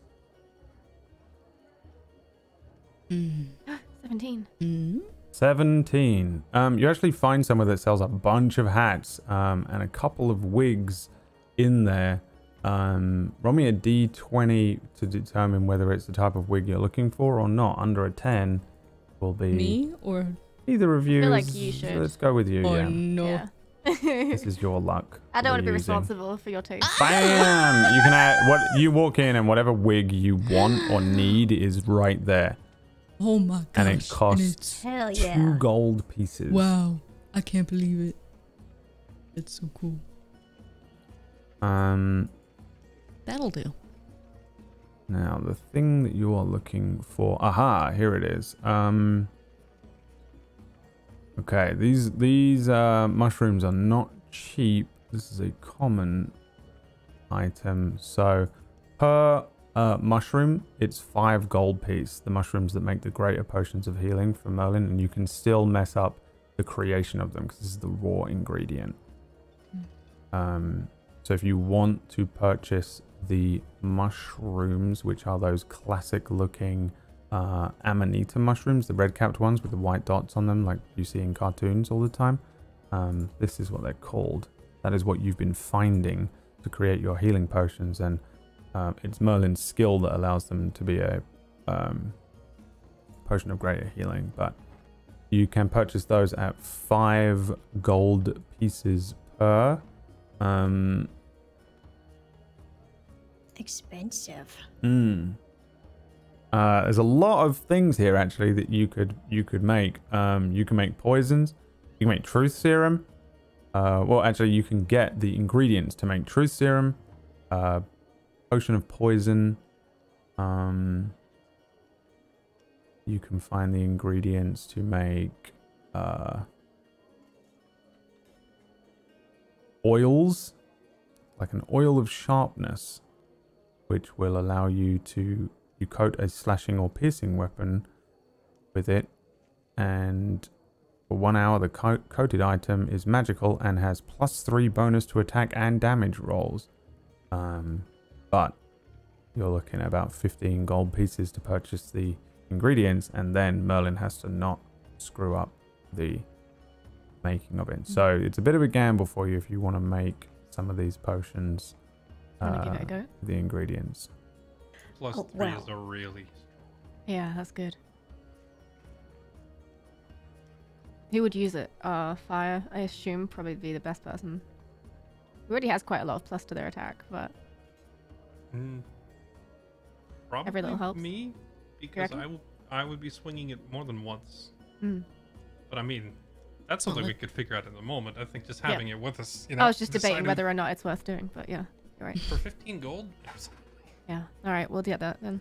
Alright, so how many mushrooms are you buying? Any? So hang on, that's for a potion of what for the 15 gold pieces? That is for an oil of sharpness. Oil of sharpness, cool. And then, do you want to buy 3 mushrooms? 3 greater potions of healing? You know what? Let's do it. Fine. Okay. 3 mushrooms. You So, probably could forage for them, but... yeah, Forage well, he more. has to forage 1 a day. Yeah. You can only find 1 per day for it, so buying them gives you at least a stack. Judging how much mortal peril we're getting every time we step out of a town. Right. Probably just... And then you also purchase the required ingredients for the other thing, which is Ankhegika and Silverthorn. And you need 2 Silverthorns. So that's another 15 gold for the 3 ingredients for the oil of sharpness, 15 gold for the 3. Did you say 3 or 4 mushrooms? 3. 3. So yeah, 30 gold from the herbalist that you find along the way. And when probably overnight, or maybe when you get some downtime, Murlin, you will be able to make your herbalism rolls to see if you butcher the creation of these things, waste the ingredients, or whether you make these potions. Can we see what kind of scrolls they have for sale? Yes, scrolls are a whole thing. Here's the thing though, it costs you money to copy a spell into your scroll as well as the scroll. So if you find the scroll, for example, you find a scroll of a spell that you want to learn, you will also have a cost depending on the school. You will have specialized in a particular school of magic, which I think for you was evocation. So for your let me see here, copying a spell into your book involves reproducing the basic form of the spell and deciphering the system. Process takes 2 hours and costs 50 gold pieces. The cost represents material components you expend as you experiment with the spell to master it. So when you buy a scroll, it will cost you the cost of a scroll and plus 50 gold pieces. Again, this is another thing with your character, with wizards. It's the same as the herbalism in a way that you have this extra thing on top of it. So bear that in mind whenever you purchase a scroll. Scrolls for the wizard. Wonderful scrolls and books. Yeah, there's a bookseller. This is probably an actual store, like a shop that you walk into.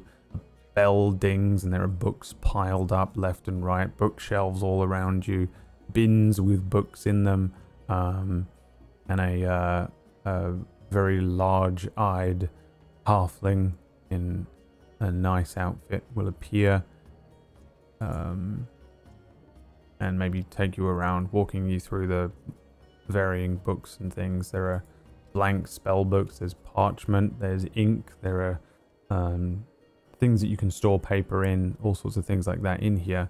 There are books of ritual books that allow you to cast copy a ritual spell into. There are scrolls all over the place. He's throwing them at you.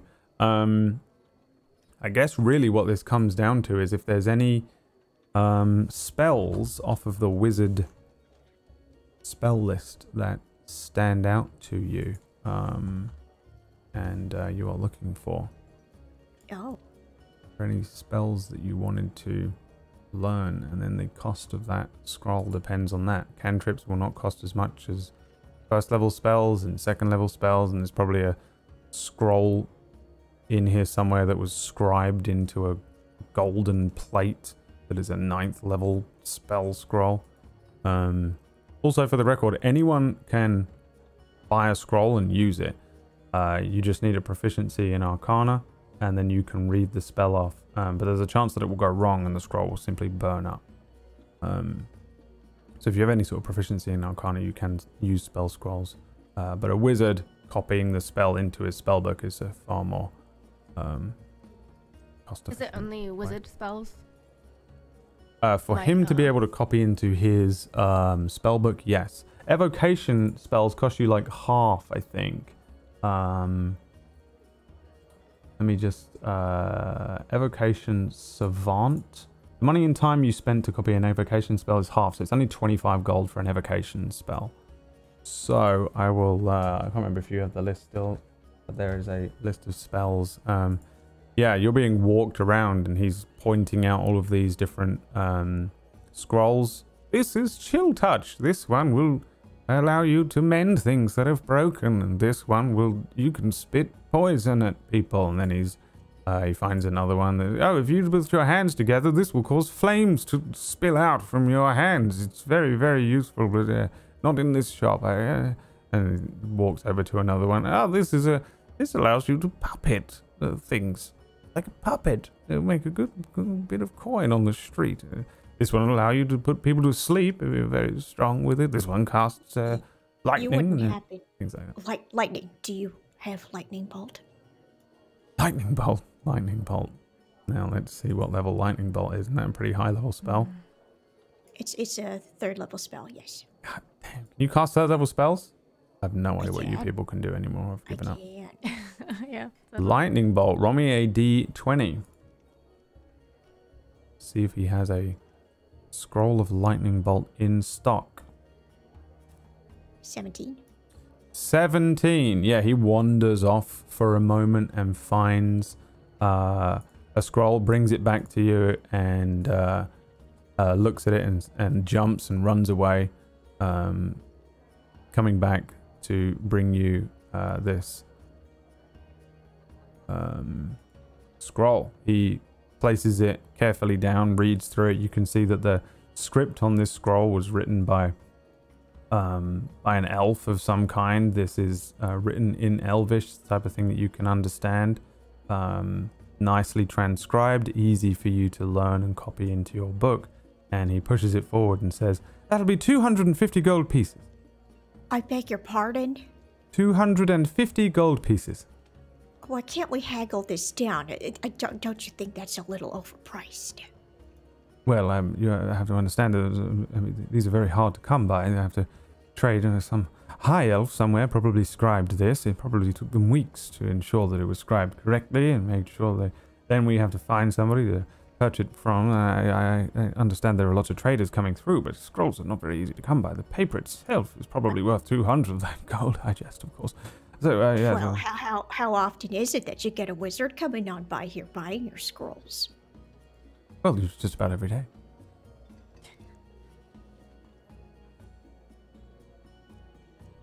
Well, this is, of course, a very dangerous spell as well. So there's little tax hike on that. Can't have anybody walking around with a scroll of lightning bolt.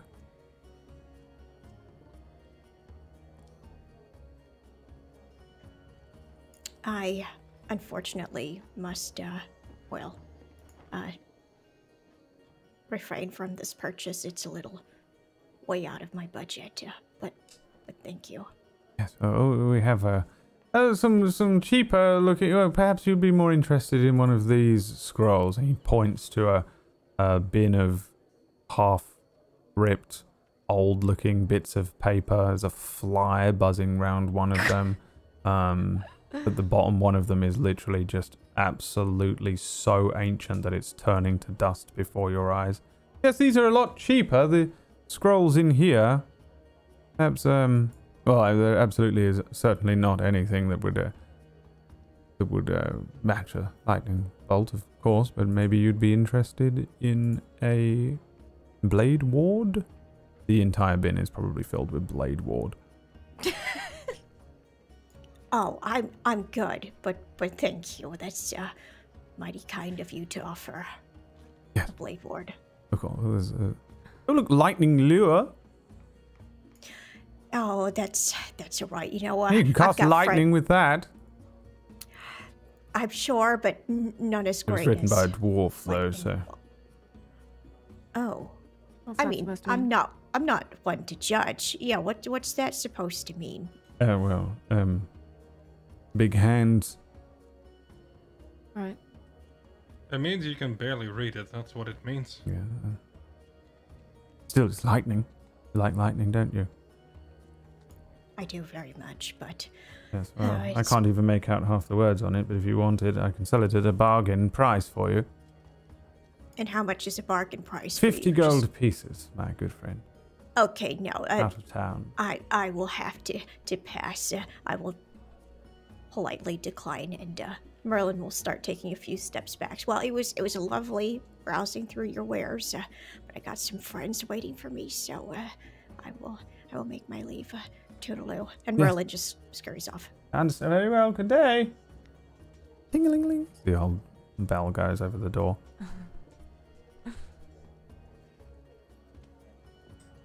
I've So no never felt scrolls. so defeated. Scrolls are expensive. They are. And Being a wizard is expensive. being a wizard sucks when it comes to the cost. You can have any spell. You get more spells than any other class. But you gotta pay for them. That's what you get for learning instead of just asking someone to give you spells for free or Yeah. being born a sorcerer. Okay, Alright, we'll everyone get you, leaving? We'll get you a demon. Yes. Um, I asked that Oh, question only rations. because I just don't trust that fire is attempting to steal it, but I'm not. How dare you? good. Yeah, you consider it and then your fingers feel sore for no Mhm. reason. And Like- then, and you're buying what, sorry? Rations? yeah, it's rations. Yep, buy a bunch of rations. And is there anything anyone else was thinking of looking at? You guys kind of upgraded some armor in the last town a little bit, so I think you're all good in that way. And I'm gonna grab everything some else more is just arrows. trinkets and things. Yeah, mark off for some arrows. And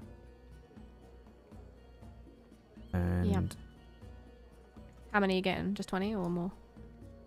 Just 20. yeah, just Treat mark yourself. off Get for 40. 20. You just mark off for 20. Oh it's my fine. gosh.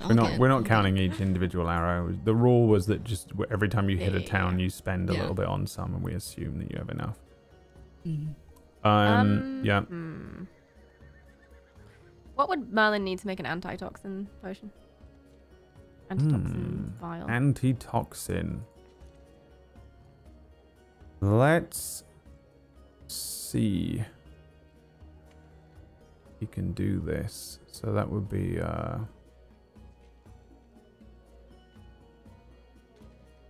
have a pretty cool PDF that has a bunch of different things. It's called Crafting, Alchemy, Herbalism, and Poisons. If you want to find it. I don't know where I found it from. I think I bought it off of the DM's Guild somewhere. DMs out there. Just for times like this.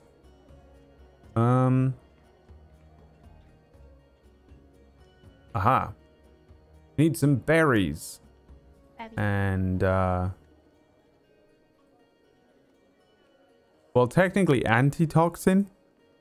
You want something that cures poisons, not. So really, you want another elixir of health, I think. The antitoxin gives you advantage on saving throws against poison for 1 hour. Interesting. Yeah, I So, guess I want an elixir of health then. Yeah. I haven't mentioned this because technically, no one ever told me about the poison in the square, but this is just your friendly reminder that Will can purge poison out of people already. You're a paladin. Fire hasn't told you. Fix is staying loyal. Yeah, no one mentioned. I'm just saying I can, Would we know you can do that? I've already done it for Murlin twice, and I think both times you've seen me force something out of Murlin twice now, like foreign substances out of him. Once it was the berries, and once it was the boggle. So I don't know. Maybe you'd put 2 and 2 together. I guess not. I don't think you can make an elixir of health. So Okay. That's fine. yeah, I think you're down to Okay, that's fine. Let's say paladin magic. we knew you could do it, but obviously for the sake of discretion, didn't want to ask, so we used the elixir of health. We'll say that. I was just sitting there like, oh, we've been poisoned. We'd best not tell the one person in the party who can heal magically. What's going on? Well, it was by my butt, okay? You know what they do sell here? Gillyweed TM. Oh, Which is not copyrighted at all. allows you to make a potion of water breathing. Huh. Which You you didn't bring would that be up able for to any make. specific reason. No, I just didn't mention it We're entering the water level. because I'm looking at the things that are available under a certain level of crafting here. So How much is that? that is the other thing that he can get. That's a 5. What do you get here? I think you might get more than 1 for this though.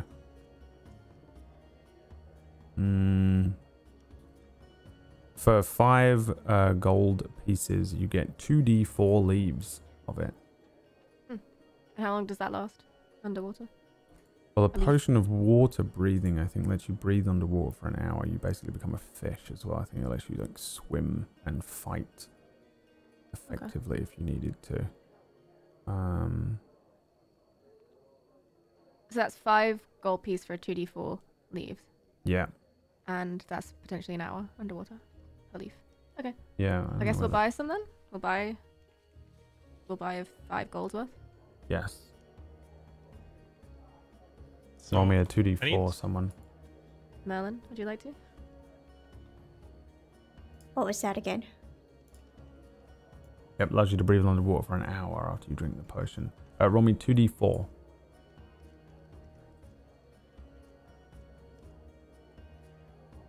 Five? You have 5 leaves of gillyweed TM. Wow. And with those, you will be able to potentially make potions of water breathing as well. So you got 5 shots at that. Yeah, I think that's all you can really get here under Merlin's skill level. Should we buy more? I feel like we might. So there is. Bought them up. Oh. What was you going to say, fella? Oh, I need to refill the bag of kinks. So 1, a caltrop, a hunting trap, and an oil flask, which would total 6 gold and 1 silver. Mark it all off. Yeah, How much have you spent so far?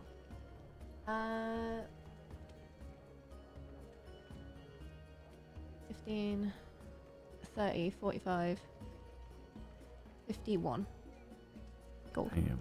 And what does your wig look like? Did you buy? You bought the wig, right, for 2 gold, and that Yes, was. And what does it look like? I'm still deciding Oh, what okay. it looks like, but I will have that for you next week. Okay. But it looks really good. Sure. Yeah, Yeah, looks great. yeah.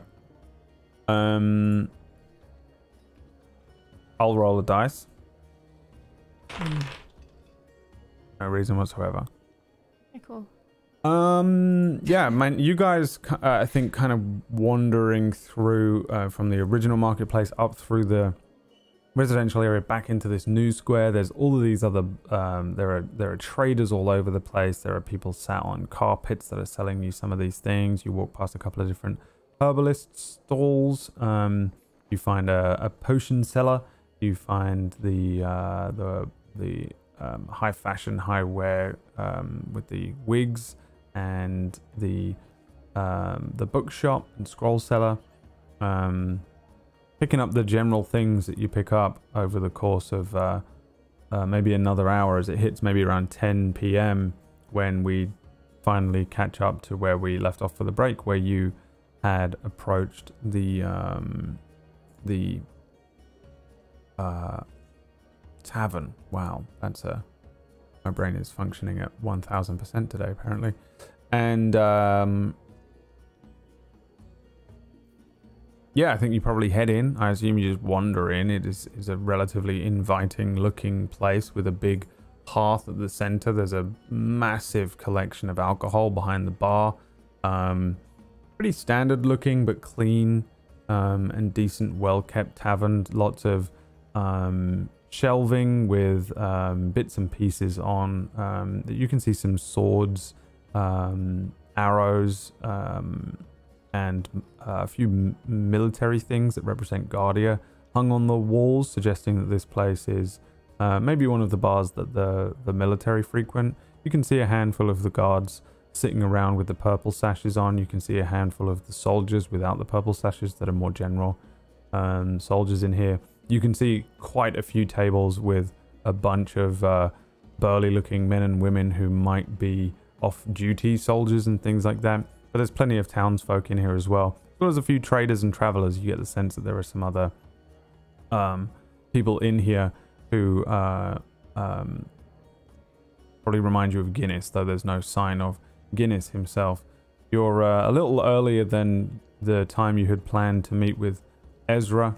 He said give me like a few hours, I think he said, so you can probably expect him within the hour.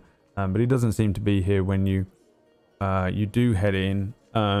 There's a very, very thin and very tall human man standing behind the bar. He has a very clean and pressed set of clothing on, and he is serving drinks to varying people. You can see a handful of bar staff, people moving between the tables, serving different bits of food. As you move through the room, actually, you're probably hit by the varying smells. It seems like they've got like meatballs here. You catch varying stews, a couple of people eating things like sandwiches. The food looks pretty good here as well. Again, you're coming from Jairus and Cole, and while the food was technically fresh, the preparation was so-so. In here, whoever is cooking these things seems to be doing a pretty decent job of it.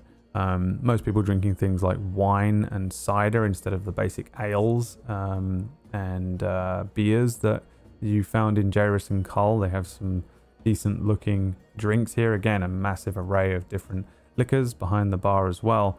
Maybe one of you heads up to the bar, and the very, very tall looking human with a fully shaved head but a thick mustache that covers his mouth. You approach him. He places a glass down. He's got 3 rings on his hand, and he looks down towards all of you and says, "What'll it be?" Beer? How many days has it been, Brad? Can I get drunk yet? I don't think you can. No, what was it? I think, and I've been trying to track it correctly, but I am sometimes quite bad at tracking this kind of mechanical stuff. The GMs that hate me are always screaming right now. They're screaming. But I believe this is day 14 of the campaign since we first saw you. So it's been about 2 weeks since our in-game, since you all met. About 4 weeks since Grant's Refuge for you. And I can't remember, what was the amount of time that you were cursed with? not I think getting it was drunk. 16 days. was Yeah, the you're probably number, going to if I be remember this right. whole campaign. You're probably not going to be able to escape that. The final Honestly, episode will be, it's I very could finally unlikely. get plastered in the finale of the campaign. Yeah, if you're, we'll try and time it so that you can at least have a, what would it be, a victory or a commiseration drink as you inevitably explode the planet or something. But right now, no, you still can't get drunk. I'm sorry. Rest of you can, if you want. Yeah. You order beers, and while you probably can't get drunk, drinking a beer is probably preferable to some of the other things on offer. The bartender introduces himself as Bones and goes around and pours each of you 4 tankards of beer. The beer shows up, and it is a strong smelling beer. It's quite dark, a dark looking ale, but pretty standard stuff. He pushes the tankards across to you and says, "We be eating?" Later, I think. Waiting for a friend. All right, well, the table's towards the back over there by the windows. Them's for eating. If you're just drinking, at the bar or on this side. Great. You staying? Yes. All right, it's a gold piece per. You want a room each or a group room? How much is a group room? Group room, 4 gold. We can share, right? I don't Fine mind by me. sharing. Yeah, 1 group room then, please. 4 beds or is it more of you? 4. 4s. You sharing Fine. beds? Maybe. Double beds? In 1 room, 4 double beds. Or you want a group room, but I don't know who's a couple? Who's fucking? How about we, can we each get a room? And I'll pay for it. You I want a can room snuggle each? with the big boy. I'm fine. Room each or a group room? How much is a room each? 2 gold per room. 2 gold. Per night. Right. 2. Fine, 1 room each, 4 rooms. All right. Well, Comfortable? Murlin, do you want your own room or do you want to stay with me? I don't want to be by myself. Okay, I well- can stay with you. Murlin and I will share 1 room. Yeah. All right. 3 rooms. Mm-hmm. Okay. Double bed? Yep. Right. Yeah, I suppose unexpected, but a shadow elf and a gnome. Oh, we're not I've seen that fucking. before. Oh, right. So you still No. want a double bed, though? But 2 friends can share the same bed? He Sharing curls body up at the heat, end right? of my bed like a dog, usually. Okay. Whatever you're into. Yeah. Yep, no it's a whole problem. thing. All right. We'll get your rooms made up for you, and I'll bring the keys over and tell you where they are later on. We're not fucking. It's All right. Yep. The husband never needs to know. I don't even know if well, considering I'm dead tired. Mm-hmm. Yeah. Make yourselves comfortable. If you need food, head on over or whistle at one of them lot. Thank you. I'm not married. I don't. Who said you're married? He said husband doesn't need to know. He thinks Roll that me a I'm, d20. it's fine. Fire. Okay. 18. 18. There is a table that will seat 6 of you. You see a group of people stand up and head out. A dwarf runs over, cleans the table, nods at each of you as you approach. But this table has actually got a window view. So you can see out into this kind of this square out there with people moving around. Some of the music from the minstrels trailing in through the open doorway. The light of the varying lamps and fires around the square lighting up with all the different windows and stores and marketplaces still opening. Several of them shutting down now, but you have a decent view for the evening as you sit down with your beers around a table and presumably await for your friend Ezra to show up. And on that note, let's have Fairlight roll me a d20.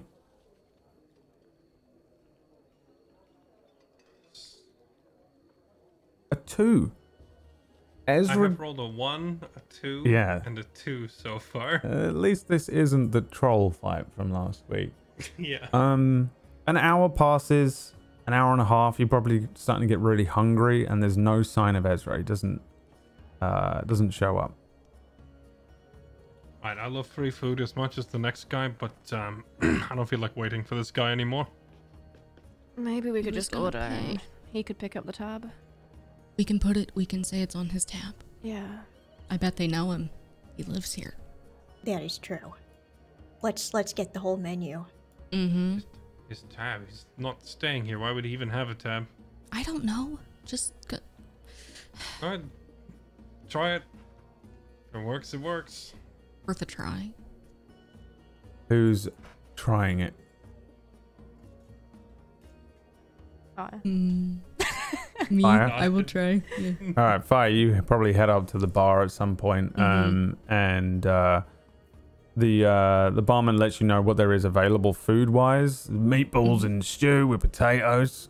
You got beetroot sandwiches, and we got egg stew with peas. Fresh peas and all. Got them in today. Wow. Yeah, That's from a right impressive. little twat called Guinness. Oh, I ate him. He's yeah. hiked up the fucking prices and all. Sounds like a bad, terrible, terrible man. Yeah. Tells Apparently he's bad been stories travelling like with that. some massive absolute hunk of a man. Long flowing hair. Eyes like fire.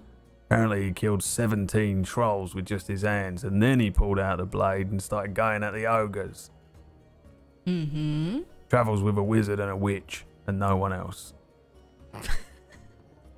Yeah.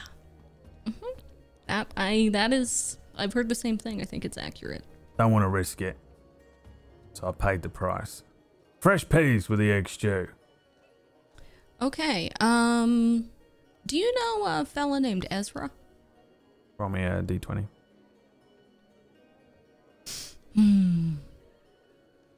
9? Never heard of him. Okay. Well, he's a member of the guard, and he told us that we saved him and escorted him here. Good for you. There was a troll fight, this whole thing, but he said that we could eat here on his tab. Give me a deception check. You have to beat a 13. No! Yeah, I'm sure he did. Okay, good. So just write that down, and we'll take the lot. So. Right. No such thing as tabs. Not in here. What do you think? I'm running a piss hole like Go-Go? Do I look like a goblin to you? No. You look so good. Have I seen you before? Somewhere? Do you travel? Trust me, love, it ain't gonna work. Fuck. You know the long flowing hair guy? That's my friend. Really? He's a hero. Yeah. Roll me a deception check with advantage. Not really deceptive. Give him your wig. Is it really deception at this point? I guess so. She's kind of 'cause telling the truth. Yeah, but it's also bullshit. You have long flowing hair? Huh? I wouldn't describe it as flowing. Last I No, checked, you nor have long, a actually. cropped military Yeah. haircut with a couple Yeah, of no. Superman curls at the front. Okay. Will, Fire gives Will's him her policy wig. is Yeah. Will keeps his hair short enough that if you try to grab him by the hair, you're not going to get much. That's can't call it long. He seems interested, though. Wait a minute. You ain't the witch, are you? I don't know. Right, where Depends is on he if then? we can eat on that tab. Where's this beautiful hunk of a man? I can introduce you to him. Go on, bring him up. Do you want to write down Ezra on a little piece of paper Why? so we can eat on his tab? There is no such thing as a tab. Okay, but make a tab. Pick up what I'm putting down. Just write his name down on a piece of paper. No. Okay. Why would Then I you're do never that? meeting. You're never gonna meet the beast.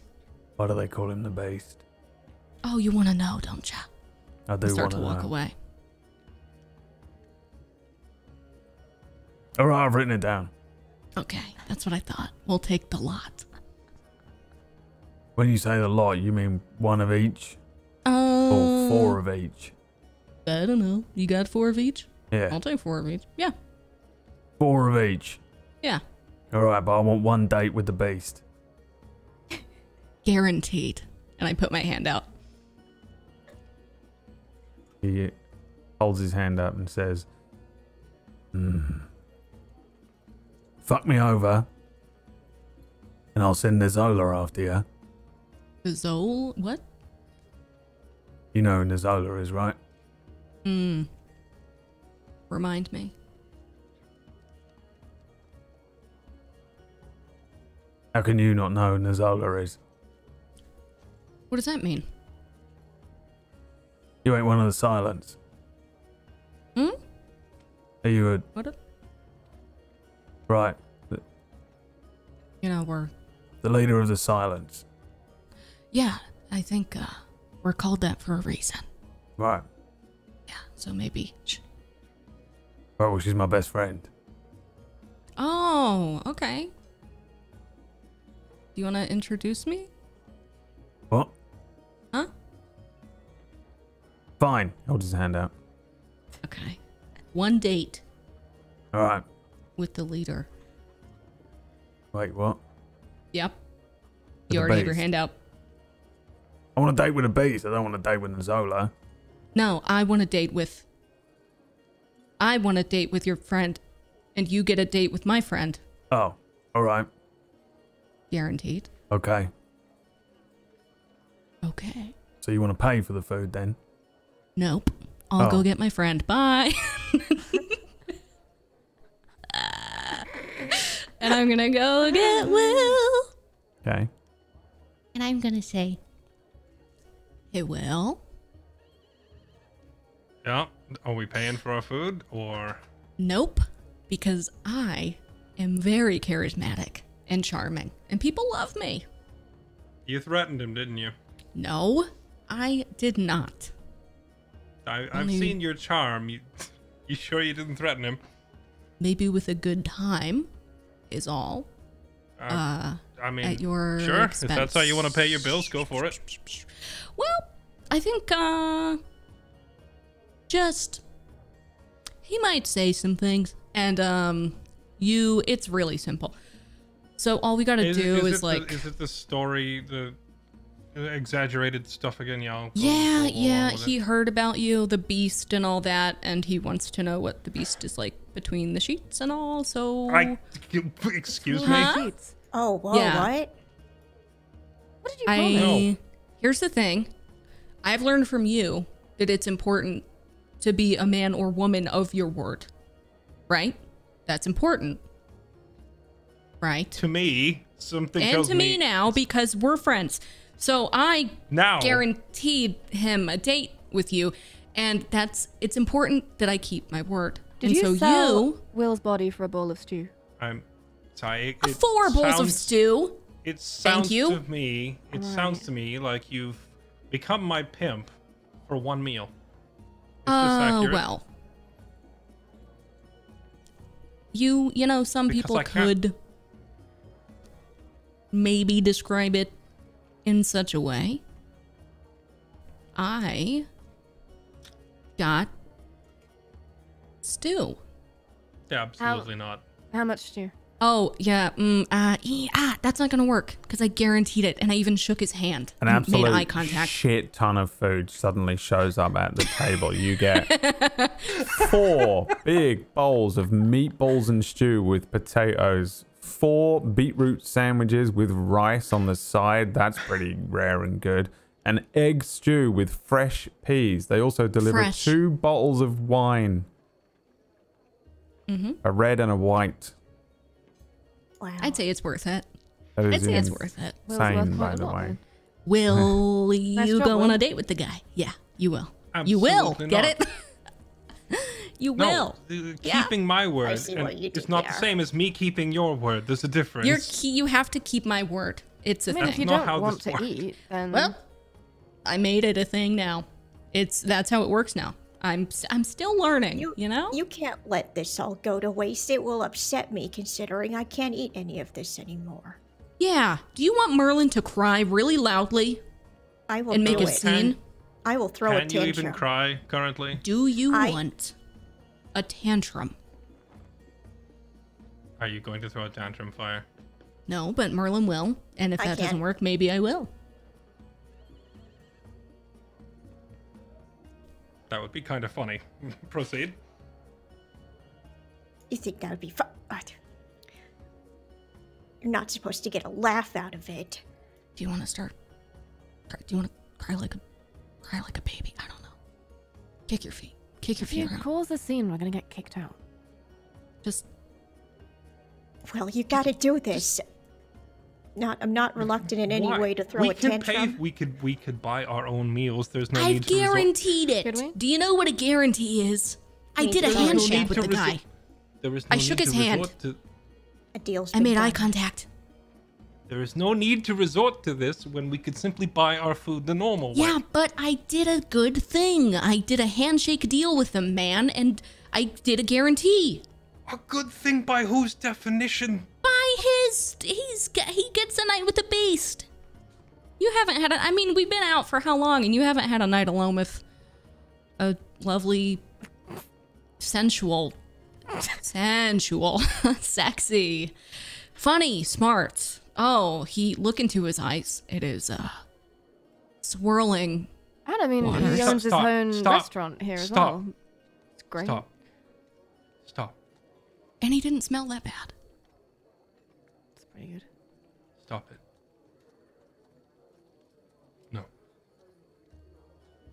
Oh. No. You're Okay. right. I gotta go. I'll be back. Oh, is he doing it? I think I think don't maybe. think he is. No, I think I did a whoopsie there. Yeah, maybe don't do that again. Yeah. So which one of you's the beast? Funny thing is, it's me. I am polymorphed into this form.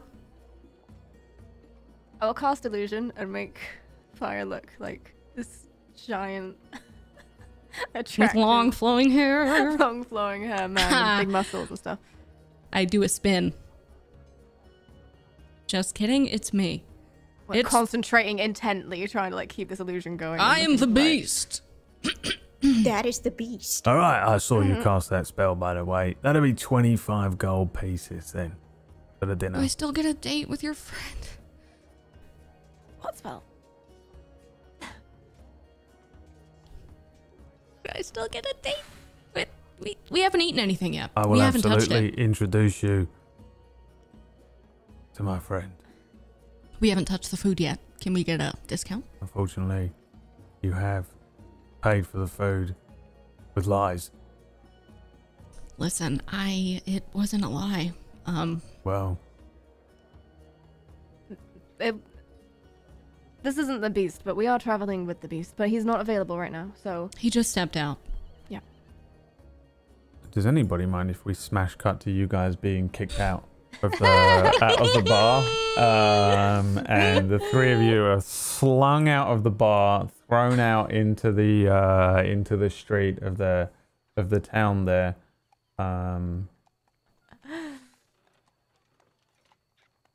ow. Ow. Didn't really. Maybe next time I'll do the negotiating. I said who should do it, and you were like, fire. And stay out. Try your luck at Go-Go's. They're all a bunch of swindlers down there anyway. And if you ever See you knock on my doorway again, I'll send See you every tomorrow. single silence after you. You slag. Don't say the name. Say silence. I made a whole web of lies. Great. Well, I'm still starving, and we were going to meet Ezra, and now where are we supposed to meet Ezra? Do you think he's dead? He didn't even show, Dead, so Ro. who knows where he is? No. Also, Will, are you okay? I would be out back behind the building alone currently. Oh. If you want to go looking for me. Yeah, I would go looking as soon as we've been kicked out. I'm like, Thaya, just look after Murlin a second. Stay here, please. Okay. Don't go anywhere. Tell him And I didn't mean it. You know what? I'm not going to tell him anything You from had you. good I don't think it's going to intentions. help. Okay. And I'm just going to go look for Will. Yeah, I wouldn't be hard to find. Will? You okay? Hey.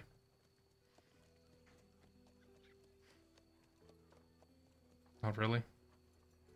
I'm sorry about all that. You know, Fire's like, she just gets carried away and... I mean, I suppose we all did. I'm sorry. I think even I kind of lose track of time a little bit while we're on the road. You know, it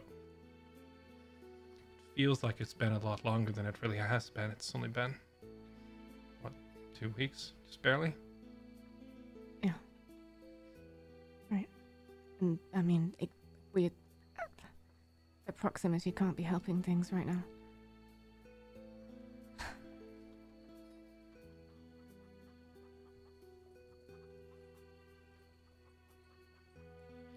Wish I could just talk to her one last time.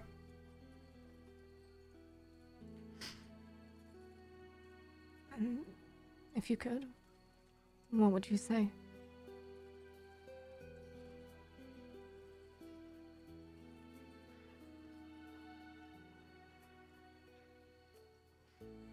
I don't know. Be hard to pick one thing.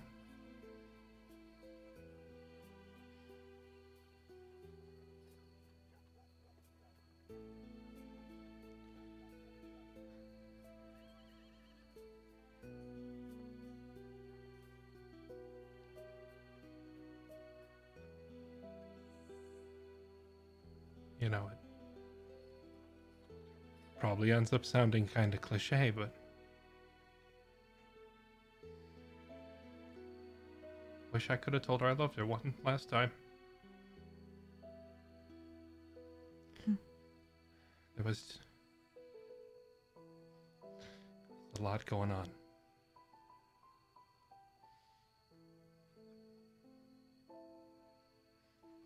Do you blame yourself?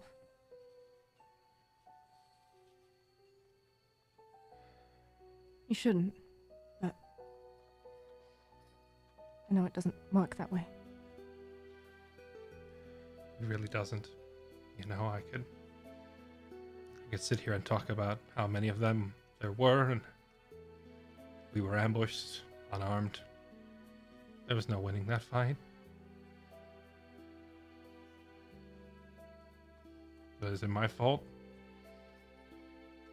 I don't know. Maybe I could have noticed it happening a little sooner, but No, stop. at You the know it end of the wasn't. day, no, I don't think it was my fault, but it doesn't stop me from waking up in the middle of the night hearing her scream.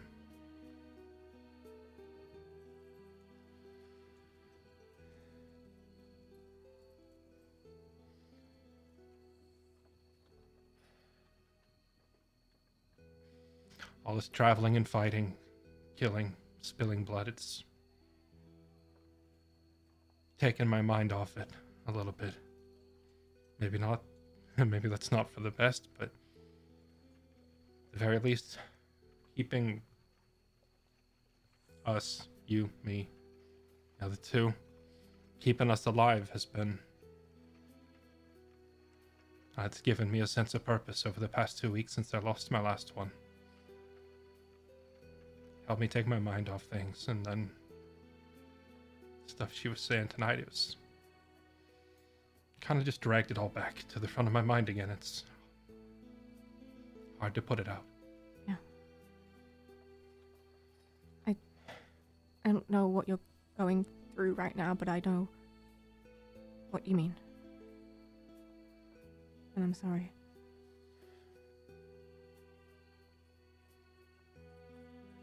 I reach out to put an arm around you.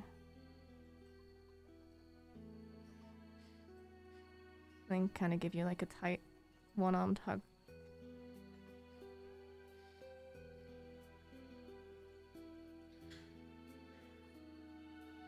Thanks. I think of all the things you could be doing. You're doing the right thing. I know it probably doesn't mean anything coming from me, but I don't know. I feel like she might be proud. You haven't given up. You've never stopped trying to protect those who are in need. Someone's got to do it. Right. And a lot of other people just won't. So I will. That's all it really comes down to.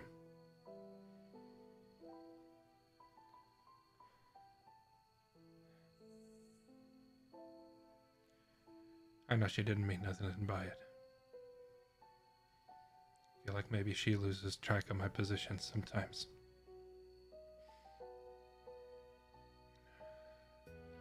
I don't know if any of us know that pain. But I think we're all the same. All managing to pull open the scabs that we have. Ignoring everything we're going through to get by day by day.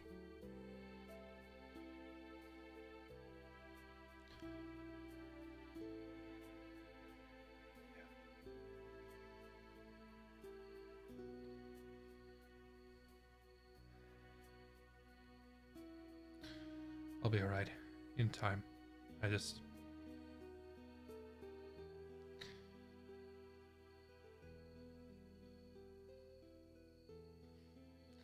I've never really taken the time to sit there and process it, you know. It all happened, and then the next day I was on the road. The day after that I ran into you.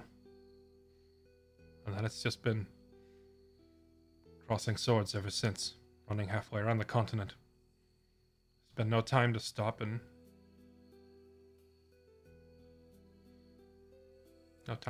feel. I mean, it can take months, years to get over that kind of thing. Don't rush it. Yeah. Give me at least 3 weeks. Be reasonable. You can have all the time you need.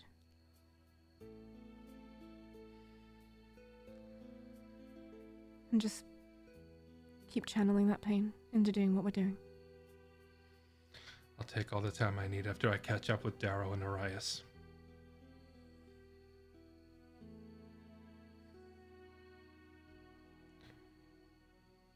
I have a whole lifetime to sit back and think after that. Right.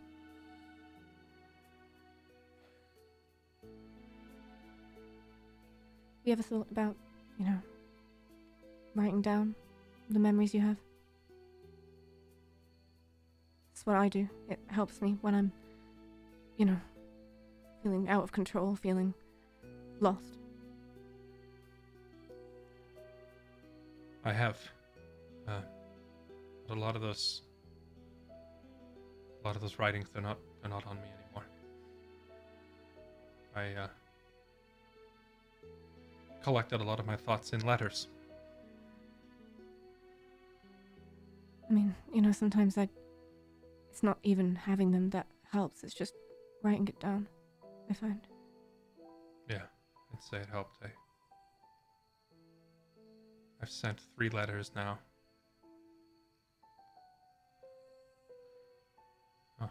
One to each of my parents to explain the situation and where I am.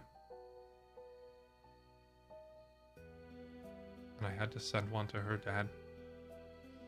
Let him know what happened. And inform him of my failings. I don't know how he's gonna take it. If he thinks they're failings, I don't know what to say. No sane person would. What am I gonna say to him? Everyone else died, but I got away. He knows the realm we live in. He's gonna think me the one coward who ran. Unless I try to explain to him what actually happened. And I don't really know if I want to sit there and try to convince him that, no, I'm not a coward. I fought to the death and just came back. It's crazy talk. He won't believe it. I'd probably better off just telling him I lost my nerve and ran.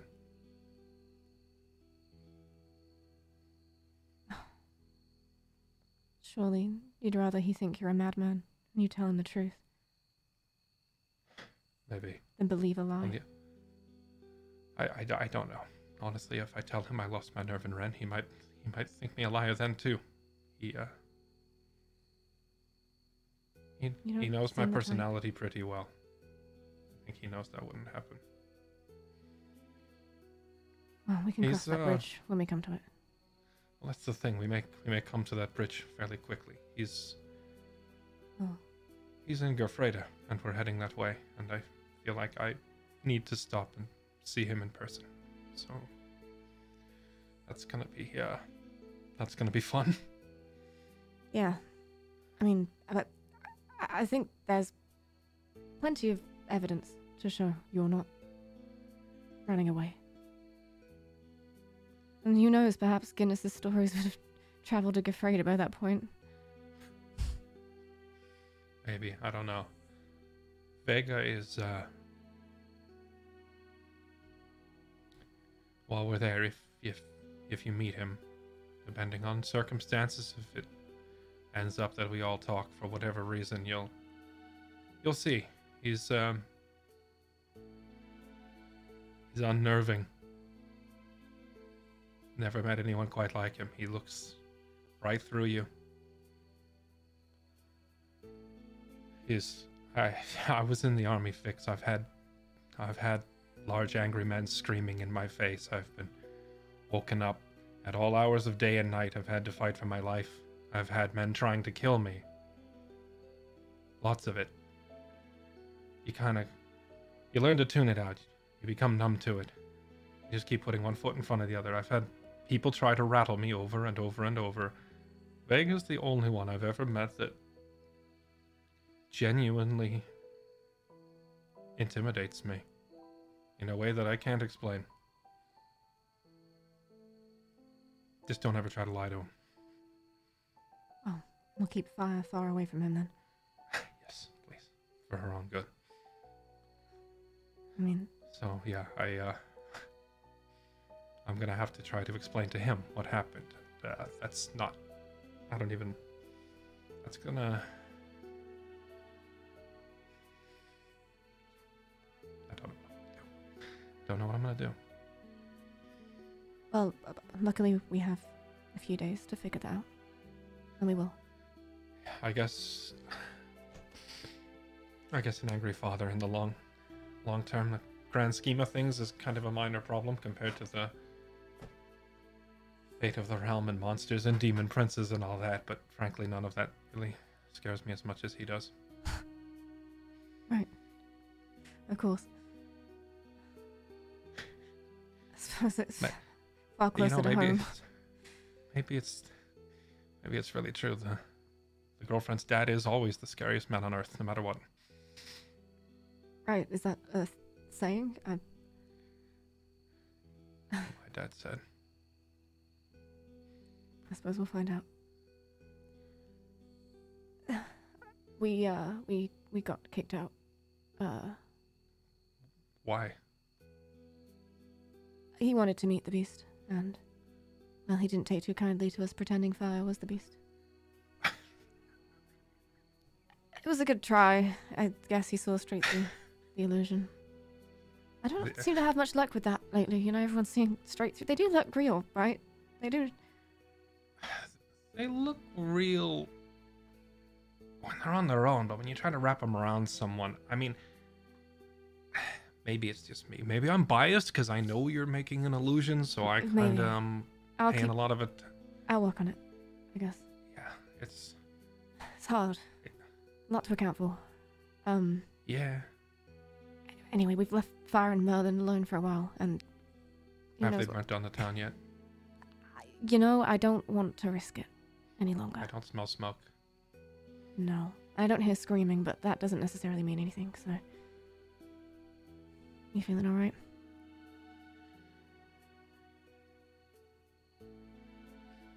Better. Thank you. Anytime. Let's go stop those other two from kidnapping some poor soul and eating his brain in a back alley, shall we? Yeah, I think we're the only two that can stop that. Let's go.